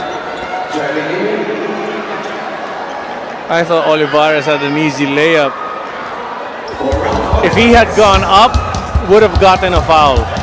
Oh, he does have the height advantage over RJ. One of the few times I've seen Olivares hesitate. I rarely see him hesitate to go for a shot. De La Virgen will trigger in from the baseline. 42.4 seconds remaining in the third. 20 on the shot clock of Batangas City. Left corner pocket 3. Doesn't work for Levy. Rebound Batangas City. De La Virgen wants a clear out. Met by 2 defenders. Importante with 3 on the shot clock. Morales secures the defensive board. We're back with the physical type of game. Everybody hitting each other. Oh, Cruz right there. In front of the referee. Nagparamdam kay Reyes. And right away, King Importante pulling aside itong si Mark Cruz, telling him, relax, focus, we're up by 9. Yeah, I don't think Reyes actually hit him intentionally. Ayan, makikita natin on the right side. Yung biglang binigyan niya at kitang-kita ng referee naman. Well, it looks to me there wasn't really much fanfare to really cause some fracas between those two players. Talagang nagkakadigdigan lang talaga. And I think the referees are calling it just to prevent anything from escalating. Yeah. I'll give credit to our security team who always have been in the middle of all confrontations this season. Yan ang gusto ko i-request sa susunod na game. Magse-security ako. And I want to see how it feels to get into the, into the court, stop the action. Yeah, you wonder what's going through the heads of these security men, no? When they try and go in between two players, especially yung mga mas malaki sa kanila. Could you imagine the training they undergo, itong mga security natin? They have to run to the court, then walk back, then run to the court. Pag walang game, sila lang nandito sa court. Matindi rin ang conditioning na pinagdadaanan, ano? Oo. 14 seconds left in the third. Stevens! Oh! Didn't use the glass. Andretti Stevens. Textbook. You've got the right side. Totga. Gotcha. There you go. Tried to go for the Statue of Liberty, but Lady Liberty was not smiling down on him there. Moralde gets the inbound. Kick out. Montuano just could not go. 3 seconds remaining. De La Virgen hit the buzzer beater earlier. Could not do so right now to end our third quarter of play. Both teams are going at it, at each other, going strong to the basket, getting good shots, but not making it. There's something wrong with this ring tonight here at Batangas City. John Hamon getting his first basket right there in the third period. But Rudy Lingana and company zooming ahead to 20 points while limiting the strikers to just 10 markers in that third period after being outscored 21-11 in that second frame to go down by a solitary point. But right now they're up by 9, 50-41 as we head into the fourth and final quarter.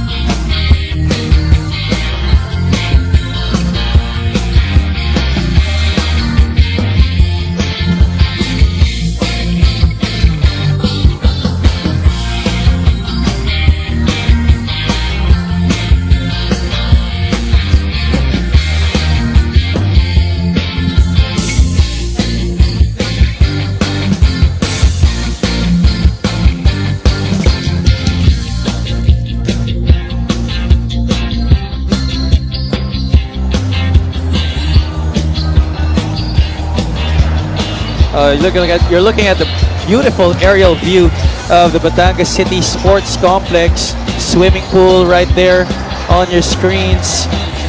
And we're just swimming in action right now as the home squad, the Batangas City Embassy Chill, tries to take care of business in Game 1 of their best-of-3 affair against the Bacoor City Strikers on their home floor. Avi Palanya joined by Coach JB Gayoso. Mika Abasamis is at courtside. Coach, your thoughts on that third quarter? What did Bacoor not do?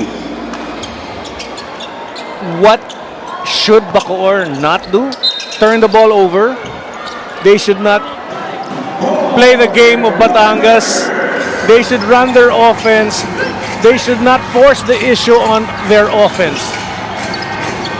Let's see if they can perform those pointers by Coach JB. A miss on the three-point shot by RJ Ramirez. Well, the three-point shot has not been favoring both teams.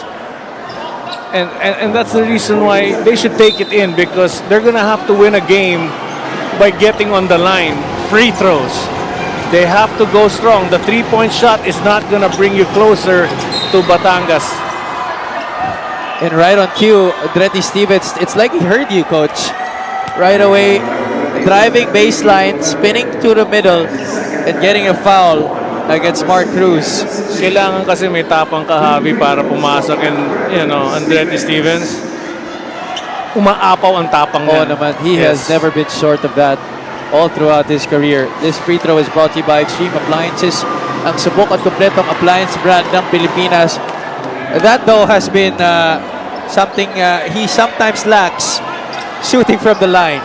Ayun, isa rin problema ng both teams. Pero kanina sa third quarter natin, yung possession factor, 4 of 9 sa Bacoor. 4 lang ang na-convert out of 9 possessions, habang sa Batangas naman 8 of 16, 50%.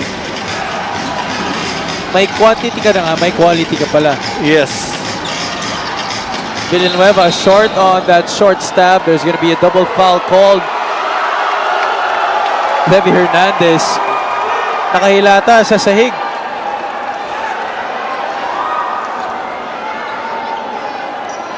And he will be helped up by Importante and Mark Cruz. It is a double foul between number 20, Andretti Stevens, his second. Oh, double foul. 22, Levi Hernandez. That's gonna go against Stevens and Levi Hernandez. Kanina pa nagbabangayan yung dalawang yan. Let's see what happened there. Caught in an arm lock. And a takedown there by Stevens. Andretti now at the controls here for Bacoor. Ramirez, another try from three-point country. Still doesn't work. With the size of Ramirez's body and shoulders, he should fake a three and just attack.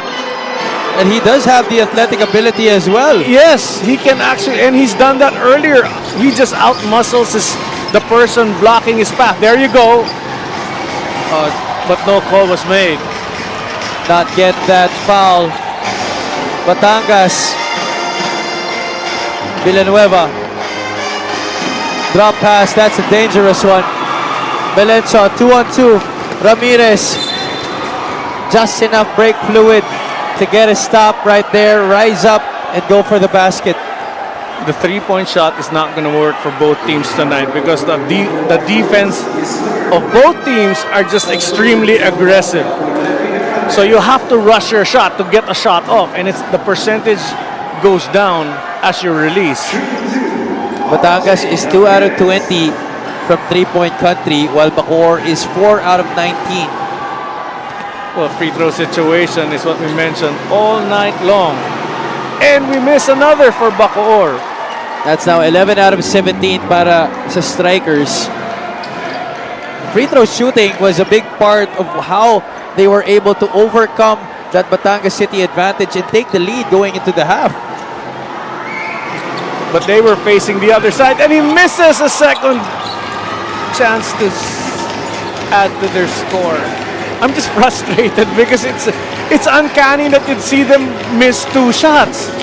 And these are the guys you expect to make those shots. That's right. RJ is 78.6% this season. There's another foul called. This time it's going to be against a Bacoor player. Oh! Reyes and Importante getting into it. And they're still not done.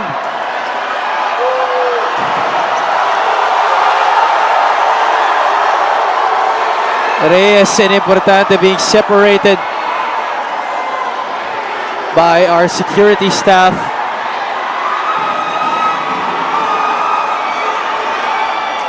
Coach Solo Villanueva is now on the floor, as well as assistant coach J.R. Aquino.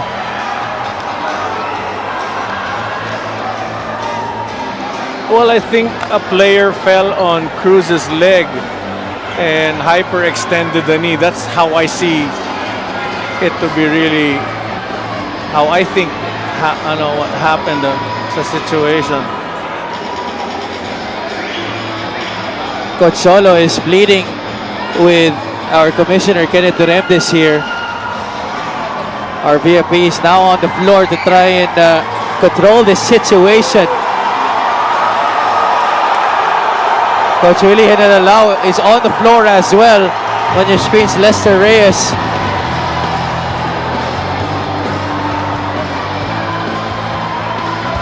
Boy, we did not see that coming. Did you see that coming? No, not at all, because the attention of everybody was on the ball, but the action that happened was on the left side.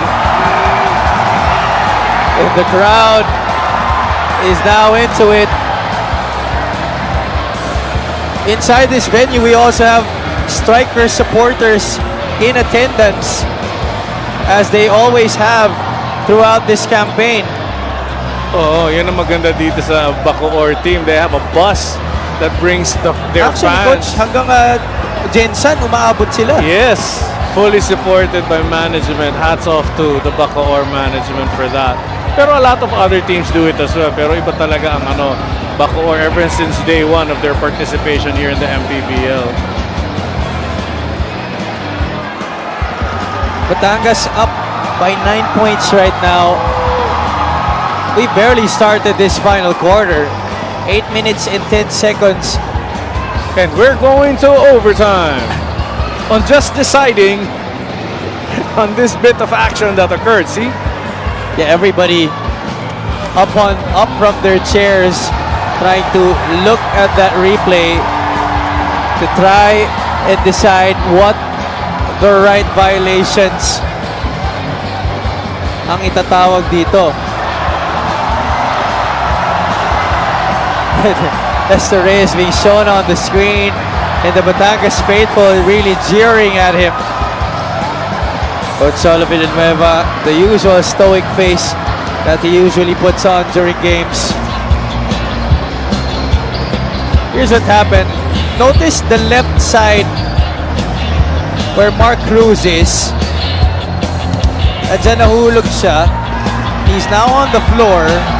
Andretti Stevens was boxing out, but his lower torso hit the knee as he was boxing out because he was coming from the weak side. And Lester Reyes comes on over to King Importante for I don't know what reason. And that just started everything. Well, Importante, I think, was the one who pushed Andretti Stevens. That's why Andretti Stevens fell. I don't know if they're going to show that bit of action once again. And looks like Reyes was just, defending his teammate. And he flashes the Korean heart right there. Ito si Lester Reyes. Our referee now talking to Miguel Beret on the final decision on this piece of sequence. Coach Willie Henalao, as clueless as we are right here on what should happen on this piece of action. Well, I've seen it many times. A shorter guy boxing out a taller person. Once that shorter guy bends, he ends up bumping the knee. Unsportsmanlike foul on number 27, King Importante. He's served. It is a double technical foul on number 6, Lester Reyes. He's served. And number 27, King Importante. King Importante had an unsportsmanlike foul. Therefore, King Importante is out of the playing court. Technical foul on Batangas City and Pasig for unsportsmanlike behavior. So King Importante is out of the playing court. Probably suspended 1 game. Could be. Yes. And then there was also another technical method against Lester Reyes as well on the Batangas City Embassy bench for unsportsmanlike behavior. There, King Importante on your screens, calling on his teammates for a final pep talk before he steps out of the playing floor. His team is up right now by 9 points, but of course anything can still happen right here. Bacoor, a very capable squad. We've seen them come back from deficits and take over, snatch victories against squads. What Bacoor should do now is not look for the 3-point shot. Let it happen. look for the 2-point shot, play tough defense, and every possession that you stop from the Batangas end, you can convert with 2 points. On the other hand, Batangas should just play their game. Just go all out and run that fast break, the fast break that they're accustomed to that got them the lead. Kaya tingnan natin ulit. Mark Cruz fell there. Importante, you see on the right side of your screens, di na natin nakita yon. But whatever happened, ayun. Gives an elbow to the throat of Andretti Stevens, which causes Andretti to fall on the floor. Reyes right now, as you mentioned, standing up for his teammate right there. I understand. I'm not justifying throwing an elbow. But the best thing to do is just do it when no one's looking. Yeah. If you're gonna do it. Yeah, I mean,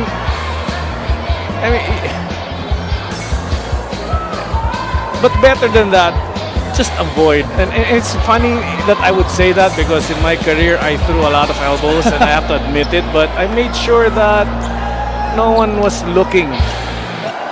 Well, para lang malinaw sa ating mga viewers, we are not condoning No, any not at sort all. Hindi. of act similar Yes. to the events that just transpired. Of course, we want everybody to play Yes. and learn the game the right way. Thank you. Like I said earlier, I say 1,000 things and you say Don't worry, much Coach, I better. got you. All right, thank you, Javi. Matuano now will be taking the free throws.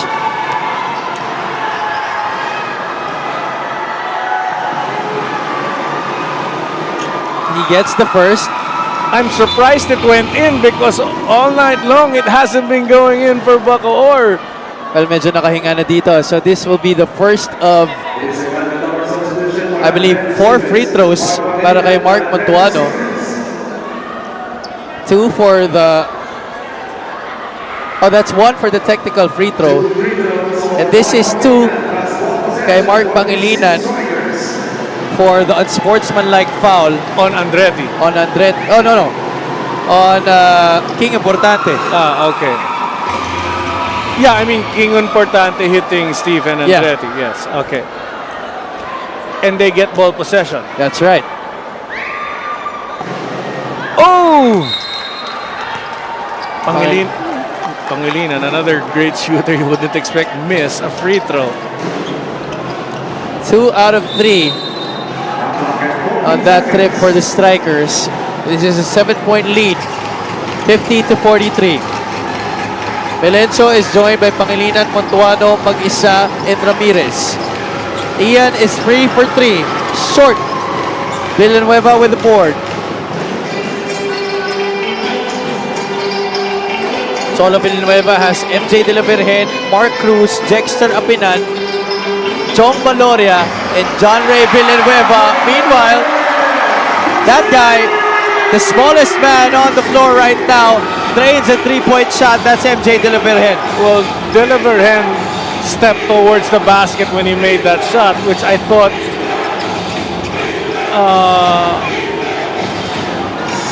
Valoria. no, number 18. Melencio should have done when he took his 3. But Melencio answers back with a basket of his own. That's 2 points, 6 in the game para kay Ian.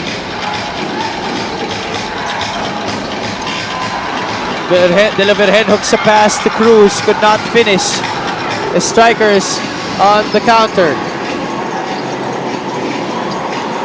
Mag-isa being set up on the low block. Stopped in his tracks. Ian against Valoria. Finds a way to get it up. In. Could not get it down. De La Virgen saves it to Edsel. Mag-isa. Second serving. Finally gets it. Edsel Mag-isa not giving up. But it's frustrating, and he smiles. He's just, he knows that ring is closed, but he found a way to get that ball through the ring.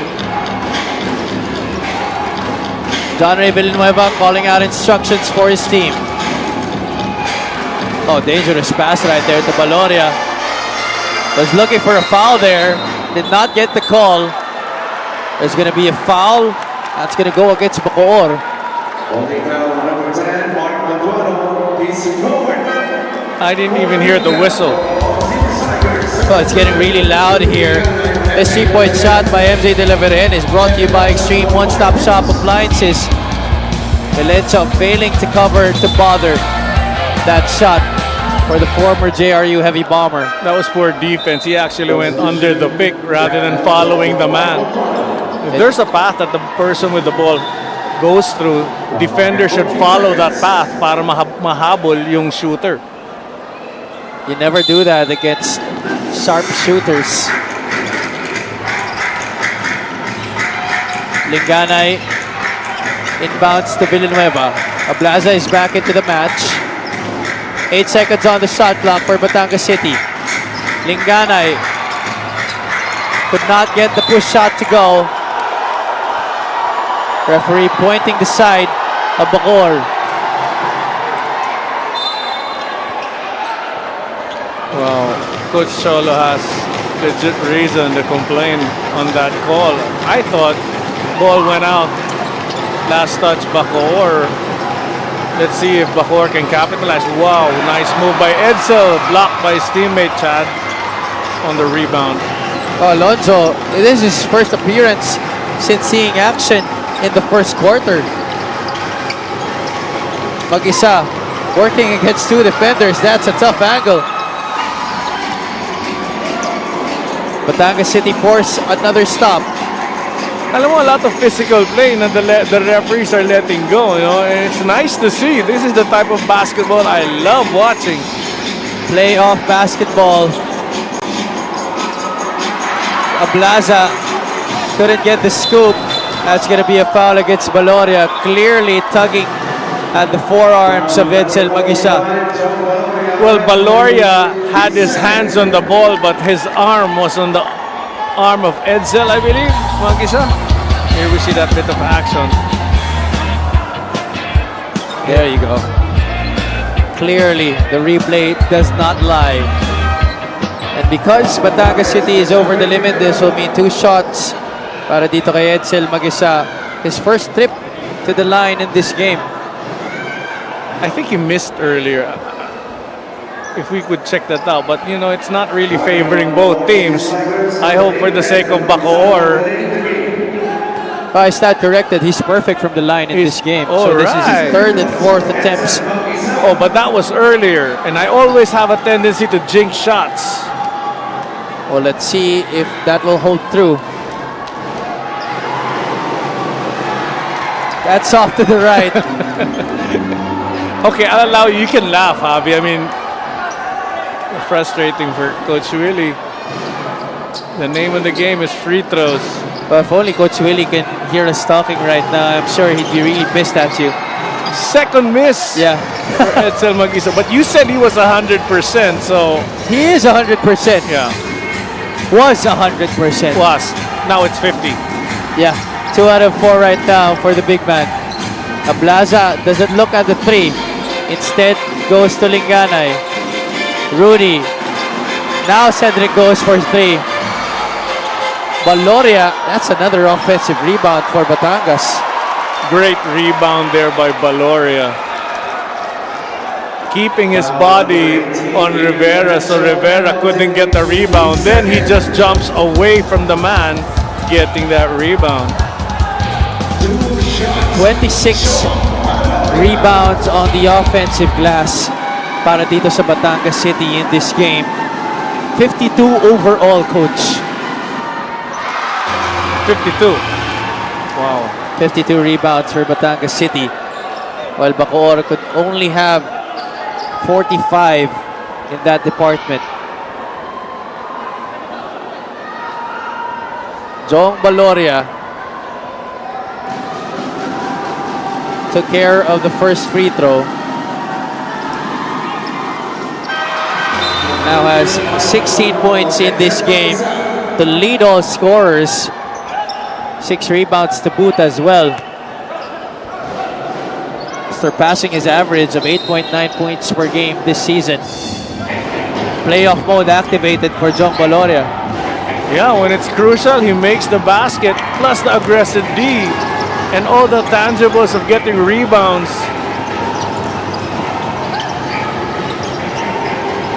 Bacoor now having trouble once again. And they turn the ball over for the 17th time in this match. Double block ay pa kasi foul ang tinawag. And they're in the penalty, so 2 shots for Ralph Olivares who sinks the first one.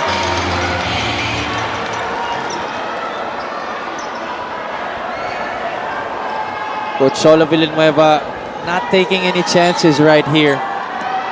But you see, the ball game wouldn't have been this close if Batangas were hitting their free throws earlier. They've missed a lot. Turnover 16 to 12, favoring Bacoor. 16 turnovers. Wow. So Batangas is 9 out of 18 from the free throw line in this game. The defense of Batangas City unrelenting still. 5 seconds on the shot clock. Melencio, that's a tough. The Strikers regain possession. Pangilinan, they need this. Still no go. Oh! Valoria couldn't quite get a handle on that basketball. An opportunity presents itself once again for the Strikers. Melencio, a rushed shot. And there you see execution. You know, it's frustrating that you need the 3, but that doesn't mean you should look for the 3. Every possession counts.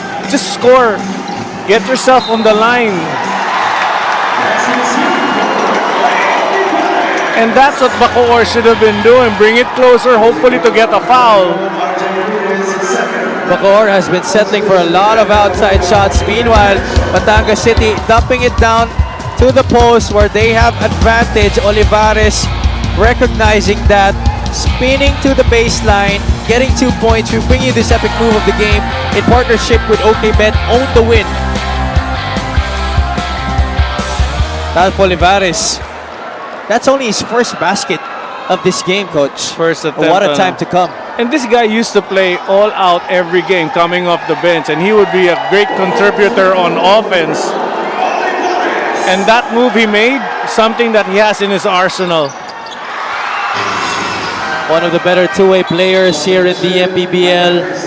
Very underrated in that regard, I believe. Aside from that, I think Coach Cholo had a unit already before Olivares joined in. And he's, Coach Cholo is trying to bring him in to mix with his solid team. Strikers get it barely across.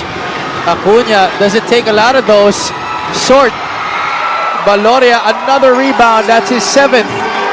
And this time Bacoor is desperately looking for a 3-point shot, which shouldn't happen.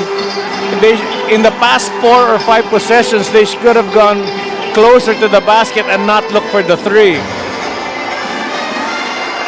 Olivares fakes the shot, trying to pivot his way. Turns it over. Acuna gets rid of Linganay and finishes over Valoria. Much needed basket right there for the Strikers. This is a 10-point lead for the Batangas City Embassy Chill, 59-49. Here's Acuna getting rid of Linganay and finishing just ahead of that attempted swat galing kay Jong Valoria. Time out muna tayo dito.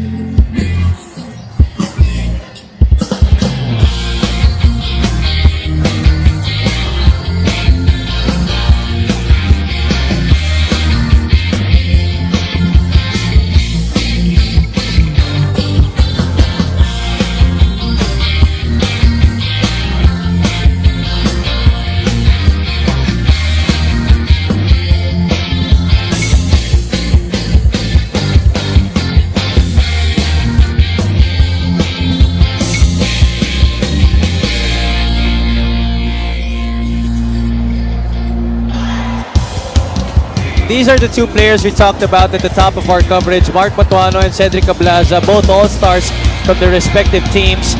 But Montuano is winning that matchup, however, his team is losing this game. Yes, they are. And Cedric Ablaza, lucky for him, he's got a lot of teammates scoring and doing the job tonight. Nakita ko lang, itong si Cedric Ablaza talagang binabantayan din ng maigi so that he cannot contribute as far as points are concerned. Cedric Ablaza is usually a very reliable double-double production artist. 15.6 points per game, 11.5 rebounds. At tignan mo situation ngayon, crucial, 2 minutes and 39 and he's in the ball game even if he hasn't contributed in the points aspect of the game. 22 seconds on the shot clock. Bacoor showing some pressure in the backcourt right now. Olivares, nifty crossover to Luz Pangilinan. Joshua Gonzalez, I believe, first appearance in this game at the 2-minute and 20-something mark of this match, but right away turns the ball over.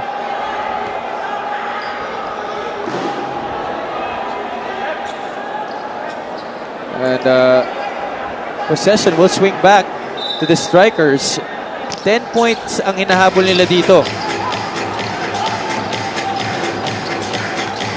Acuna, he hit their last basket.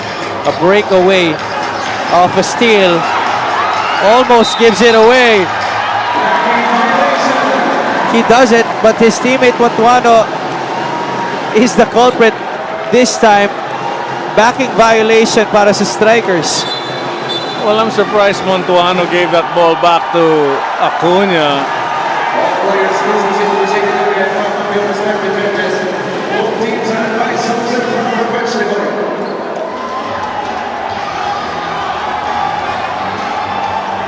We have sort of a stoppage here. Both teams were told to go to the side of their respective benches. Ito yung nangyari kanina, yung backing. There you see Montuano getting last touch while the ball was on the backcourt. Before Montuano actually fell on the ground, the ball did go to the backcourt. Our referees are reviewing something here. I'm not quite sure what. 2 minutes and 13 remaining, 59-49. Time not on the side of the Strikers, but definitely still a window of hope para sa kanila, Coach, don't you think? Yes, actually they should implement full court pressure on each player as the Batangas players inbound that ball, try to get a steal, a couple of prayer shots from the three. Who knows?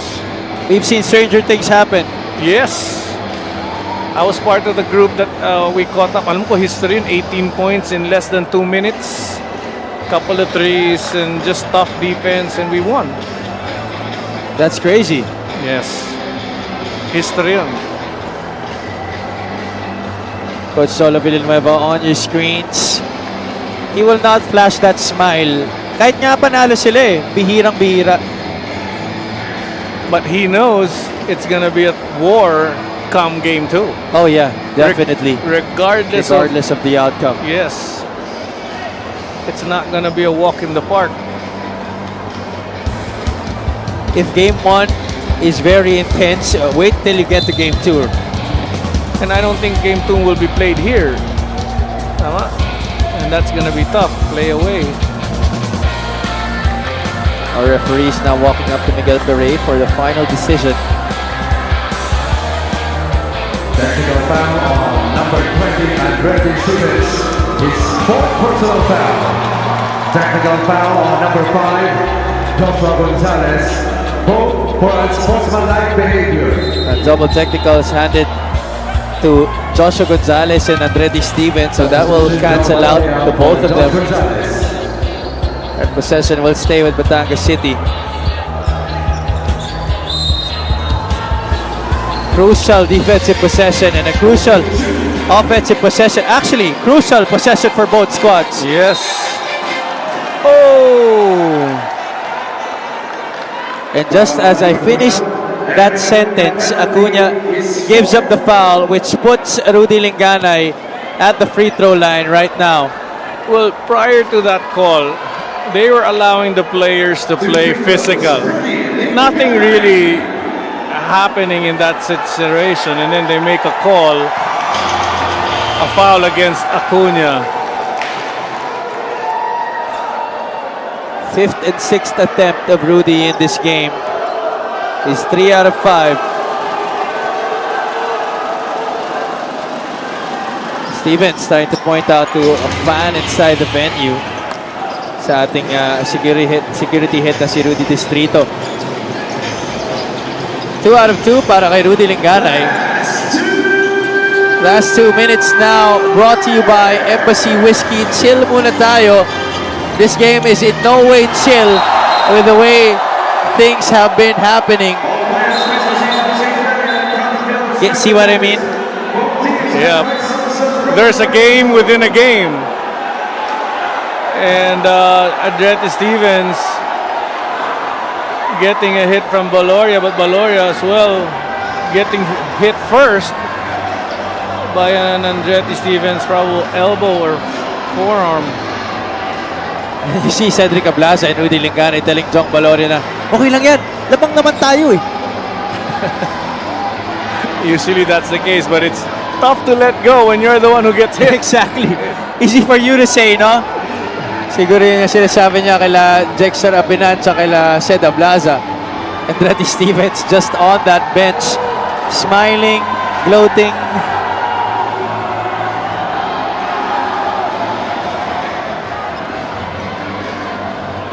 Coach Solo Villanueva far from happy, even if his team is up by 11 points right now. As that block by Jexter Apinan. Andretti Stevens went on over to the spot of John Baloria, created contact. Well, the replay says it all. And Andretti Stevens, I believe, telling his coach, "Ano naman ginawa?" He's being looked at right now. Ito si John Baloria by the medical staff of the Batangas City Embassy Chill, trying to see if meron nangyari dun sa ilong na pinoprotektahan ng mask na sinusuot niya.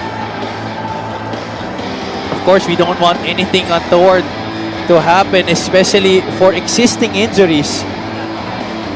baka tinetest yung tibay ng mask. I don't think that's the right way of testing it. But here we see on the right side of your screen. Ayun. That left arm clearly hitting that center of the face nito ni Jong Baloria. That is a big no-no.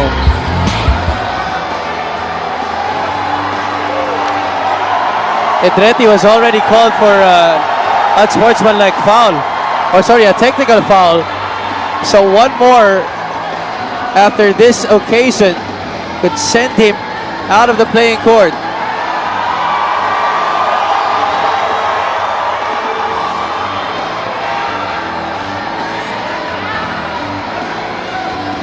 Boy, what action we are witnessing right now, Coach JV. And I thought the first couple of games of the playoffs were exciting. Walang sinabi yun. Hindi lang pampamilya. This is box office, definitely so. You see our VIPs stepping onto the floor, trying to control the players, the crowd. Everybody is involved. The heat of the action is just crazy right now. Qualifying foul on number 20, Andretti Stevens. Andretti Stevens out of the playing court. That's Capitoga para kay Andretti Stevens. Number 45, John Baloria, his third personal foul. Oh, Baloria will also be hit with an unsportsmanlike foul. Because he threw a, I don't know if it was a fist that he threw or he had a motion that actually hit Andretti Stevens as well. And the Bacoor bench are actually motioning that it was a closed fist. But it looks like the calls will stand right here. I don't know, with a minute and 51, a lot of physical play can still happen. Well, let's hope that's going to be the last of the Mohicans. Yes, because this game's over and it's time for everybody to just end it. Ramirez will come in para kay Andretti Stevens.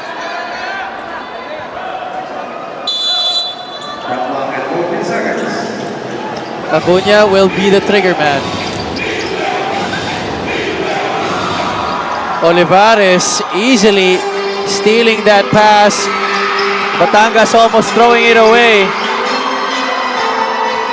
Ablaza gets fouled by Eric Acuna. And that's another hit to the face. This is getting out of hand.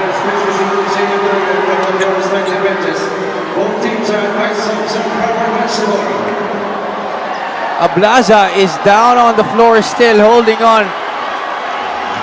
Sa kanyang mukha, he really looks jaded right there. And Acuna just walking away right now.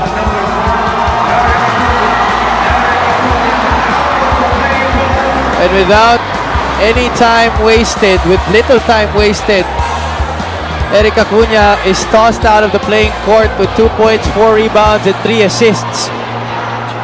I think I did say we're going into overtime, and this is actually overtime. Don't you just love regional basketball? The Batangueños really behind their team in this one.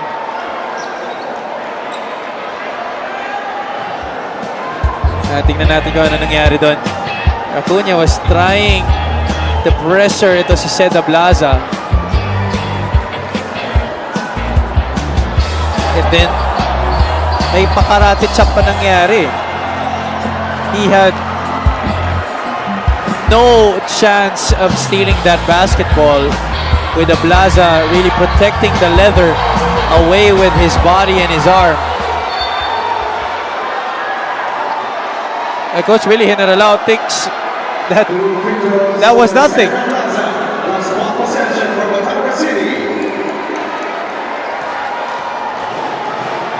All right, now Ablaza will be taking the 2 shots after that disqualifying foul against Eric Acuna, but he continues to struggle from that area.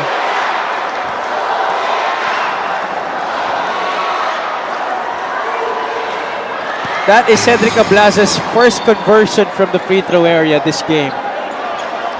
So, aches and pains, a win, free throw made. Good night for the players of Batangas. Oh, definitely a lot of ice cubes will be used tonight. John Valoria adds to the woes of Bacoor as he gets a hoop plus the foul.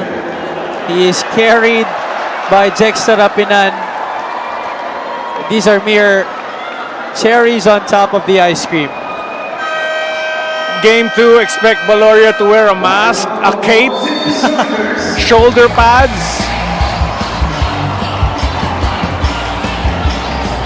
There's that finish right there by John Valoria, leaning in, getting the foul, plus the 2 points, extending the lead of Batangas to 15, 64 to 49. This, I believe, is the biggest advantage of the Blue Shirts in this game. And we will stay on here, Coach JV. This outcome all but decided. What can we expect from both squads, aside from the fact that it will be a dogfight come the next game? Well, more security definitely will be needed to cover the game. Pero ito, ang next games natin bukas. That will be happening in the Brent Z. Giao Convention Center in San Fernando, Pampanga. In game 1, it's going to be the Nueva Ecija Rice Vanguards looking to finish off the Marikina Shoemasters in our first game. In our main offering, it's going to be the Bataan Risers trying to force game 3 against the Pampanga Giant Lanterns on their home floor. Boy, what a revelation the Pampanga Giant Lanterns have been this season, Coach. Yes, napakaganda. I really enjoyed the game that I watched in Nueva Ecija that I covered. No, I was surprised, and no, I don't think I should say I was surprised. I was having such a great time covering that game because you wouldn't know till the end who would really take that ball game. It feels like those two teams are very well matched up, Bataan and Pampanga. Yes, they are. It's just a matter of capitalizing on the errors that are implemented. No? Both young squads, both squads with majority of their players homegrown. What a sight to behold. At exciting talaga, takbo sila ng Oo. takbo. Tsaka liliksi talaga eh. Unlike this game, really, they slowed the pace totally, and hopefully no more physical play. Hopefully. Well, from a chess match, this has evolved into a wrestling match. 65 to 49. Batangas looking to extend their biggest lead of the game. Foul on number 10, Mark Montuano. Mark Montuano, 5 fouls. Montuano gets his 5th foul, and he will step out of the playing floor. Montuano will step out with 9 points, 13 rebounds. Even though these were decent numbers by Montuano, Coach, I believe still not enough on his part. Not enough talaga, and a lot of the other guys need to step up. It's tough to get your three-point shot going when you're forcing to take that shot. They need to really set up and get more points in the paint itong Bacoor. In fact, like for an Ian Melencio, he could probably post up his man down low or find other guys. Doesn't necessarily be the big man, but anyone who can give continuous, make his presence felt in the painted area to score, keep that guy in, because the three-point shot, with the way Batangas defends, very tough. Both teams, 45 three-point attempts between the two of them in this game, and only 7 makes. Ramirez trying to change that narrative, but that's just a case of too little, too late para sa Bacoor. 67 to 52. Final score na lang inaantay natin dito. Alarcon scores a bucket right here. The All-Star, 1 of 2 for Batangas City. Homegrown player para sa kanila. Pangilinan, another try from downtown. Sobrang nakakahinayang, I'm sure, yung feeling ng Bacoor right now that their shots are going in at the tail end of this match. But that just goes to show na pag hindi ka talaga napipikon masyado or you're not super into the game in terms of trying to respond violently, mas kalmado ka in taking down your shots. Yeah, and the sad part about it, when they needed it most, it wasn't hitting. Sorry, I was actually watching the action, Javi, and going back to the situation that happened earlier, the three-point shots just wasn't a part of tonight's ball game. 69 to 55. We'll take a short break. We'll be back after these.